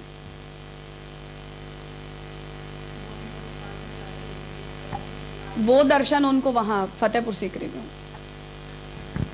राजा, ये पुरुषोत्तम सहस्त्र नाम का एक प्रश्न और रह गया कि हमने क्या देखा कि यानी सभी पुराणों का है, हरिवंश पुराण भी आ सके उसमें, लेकिन जब हम अभी सुबोधिनी जी कर रहे हैं तो जितने भी नाम हैं उनको सांगोपांग यहाँ पे उसका हमको रिलेशन मिल रहा है, तो फिर उसे कैसे समझे? क्योंकि जितने भी अभी नाम आए वो तो आ ही रहे हैं। इसीलिए क्योंकि अगर हम उसकी ज़्यादा सूक्ष्मता में चले जाएं तो हम इस बात को रिलेट कर सकते हैं कि कुछ क्रम ठाकुर जी की लीला का यहाँ नहीं है, या इतने विस्तार से नहीं है।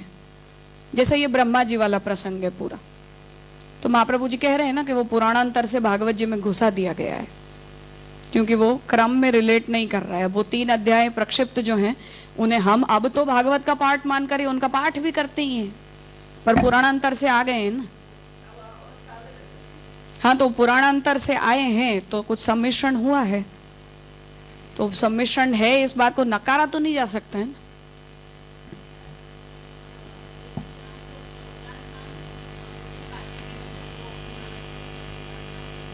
इसीलिए मैं कह रही हूँ कि वो सम्मिश्रण है, उसमें कोई ऐसी वो कोई बात नहीं यूनिफॉर्मिटी वाली। ठीक है, तो तात्पर्य ये था कि ये पूरा बैकलॉग है इस ग्रंथ के पीछे, कि इतना विशद विचार करना पुरुषोत्तम जी को आवश्यक लगा है। कहने का अर्थ ही है, यदि ये इतना इग्नोर कर देने वाली बात होती तो पुरुषोत्तम जी इतनी माथापच्ची में क्यों पड़ते। बहुत मेहनत है इस टेक्स्ट की अपने आप में। पुरुषोत्तम जी का आदिदेविक सामर्थ्य है और उन्हें सब उपस्थित है, वो एक अलग बात है। बाकी यहाँ जितने वचनों को उन्होंने केवल लिस्ट किया है, उन्हें ढूंढते ढूंढते भी नाक पे दम आ जाता है। तो हमें एक भरी पूरी लाइब्रेरी और बहुत बड़ा archive.org का सब्सक्रिप्शन चाहिए, तब हम इसे निकाल सकते हैं। बाकी ये खेल नहीं है। तो तात्पर्य ये है कि इतनी सब मेहनत पुरुषोत्तम जी को करनी इसलिए आवश्यक लग रही है क्योंकि ये हमारे संप्रदाय की नींव है, इसकी ग्राउंड पर हम खड़े हैं। अगर हम नहीं खड़े होते तो हमें कोई फर्क नहीं पड़ता, और अगर ये बताने की आवश्यकता पुरुषोत्तम जी को प्रतीत नहीं होती और ऐसा लगता कि महाप्रभु जी ने अपनी तरफ से जो कह दिया या भागवत में कह दिया वो सफिशिएंट है, तो कोई उसमें एडिशनल वैल्यू करने की आवश्यकता नहीं थी। तो उसकी सीरियसनेस को हमें समझना चाहिए, कहने का अर्थ केवल इतना है। बाकी जो टेक्स्ट है वो केवल इतना है कि भागवत के प्रामाण्य के बारे में हमें कहाँ कहाँ क्या क्या पढ़ने मिलता है, बस। इसके अतिरिक्त टेक्स्ट में और कोई बात नहीं है। आप लोगों को विराम करना है? ठीक है, 10 मिनट कर लो ब्रेक, फिर आगे करते हैं।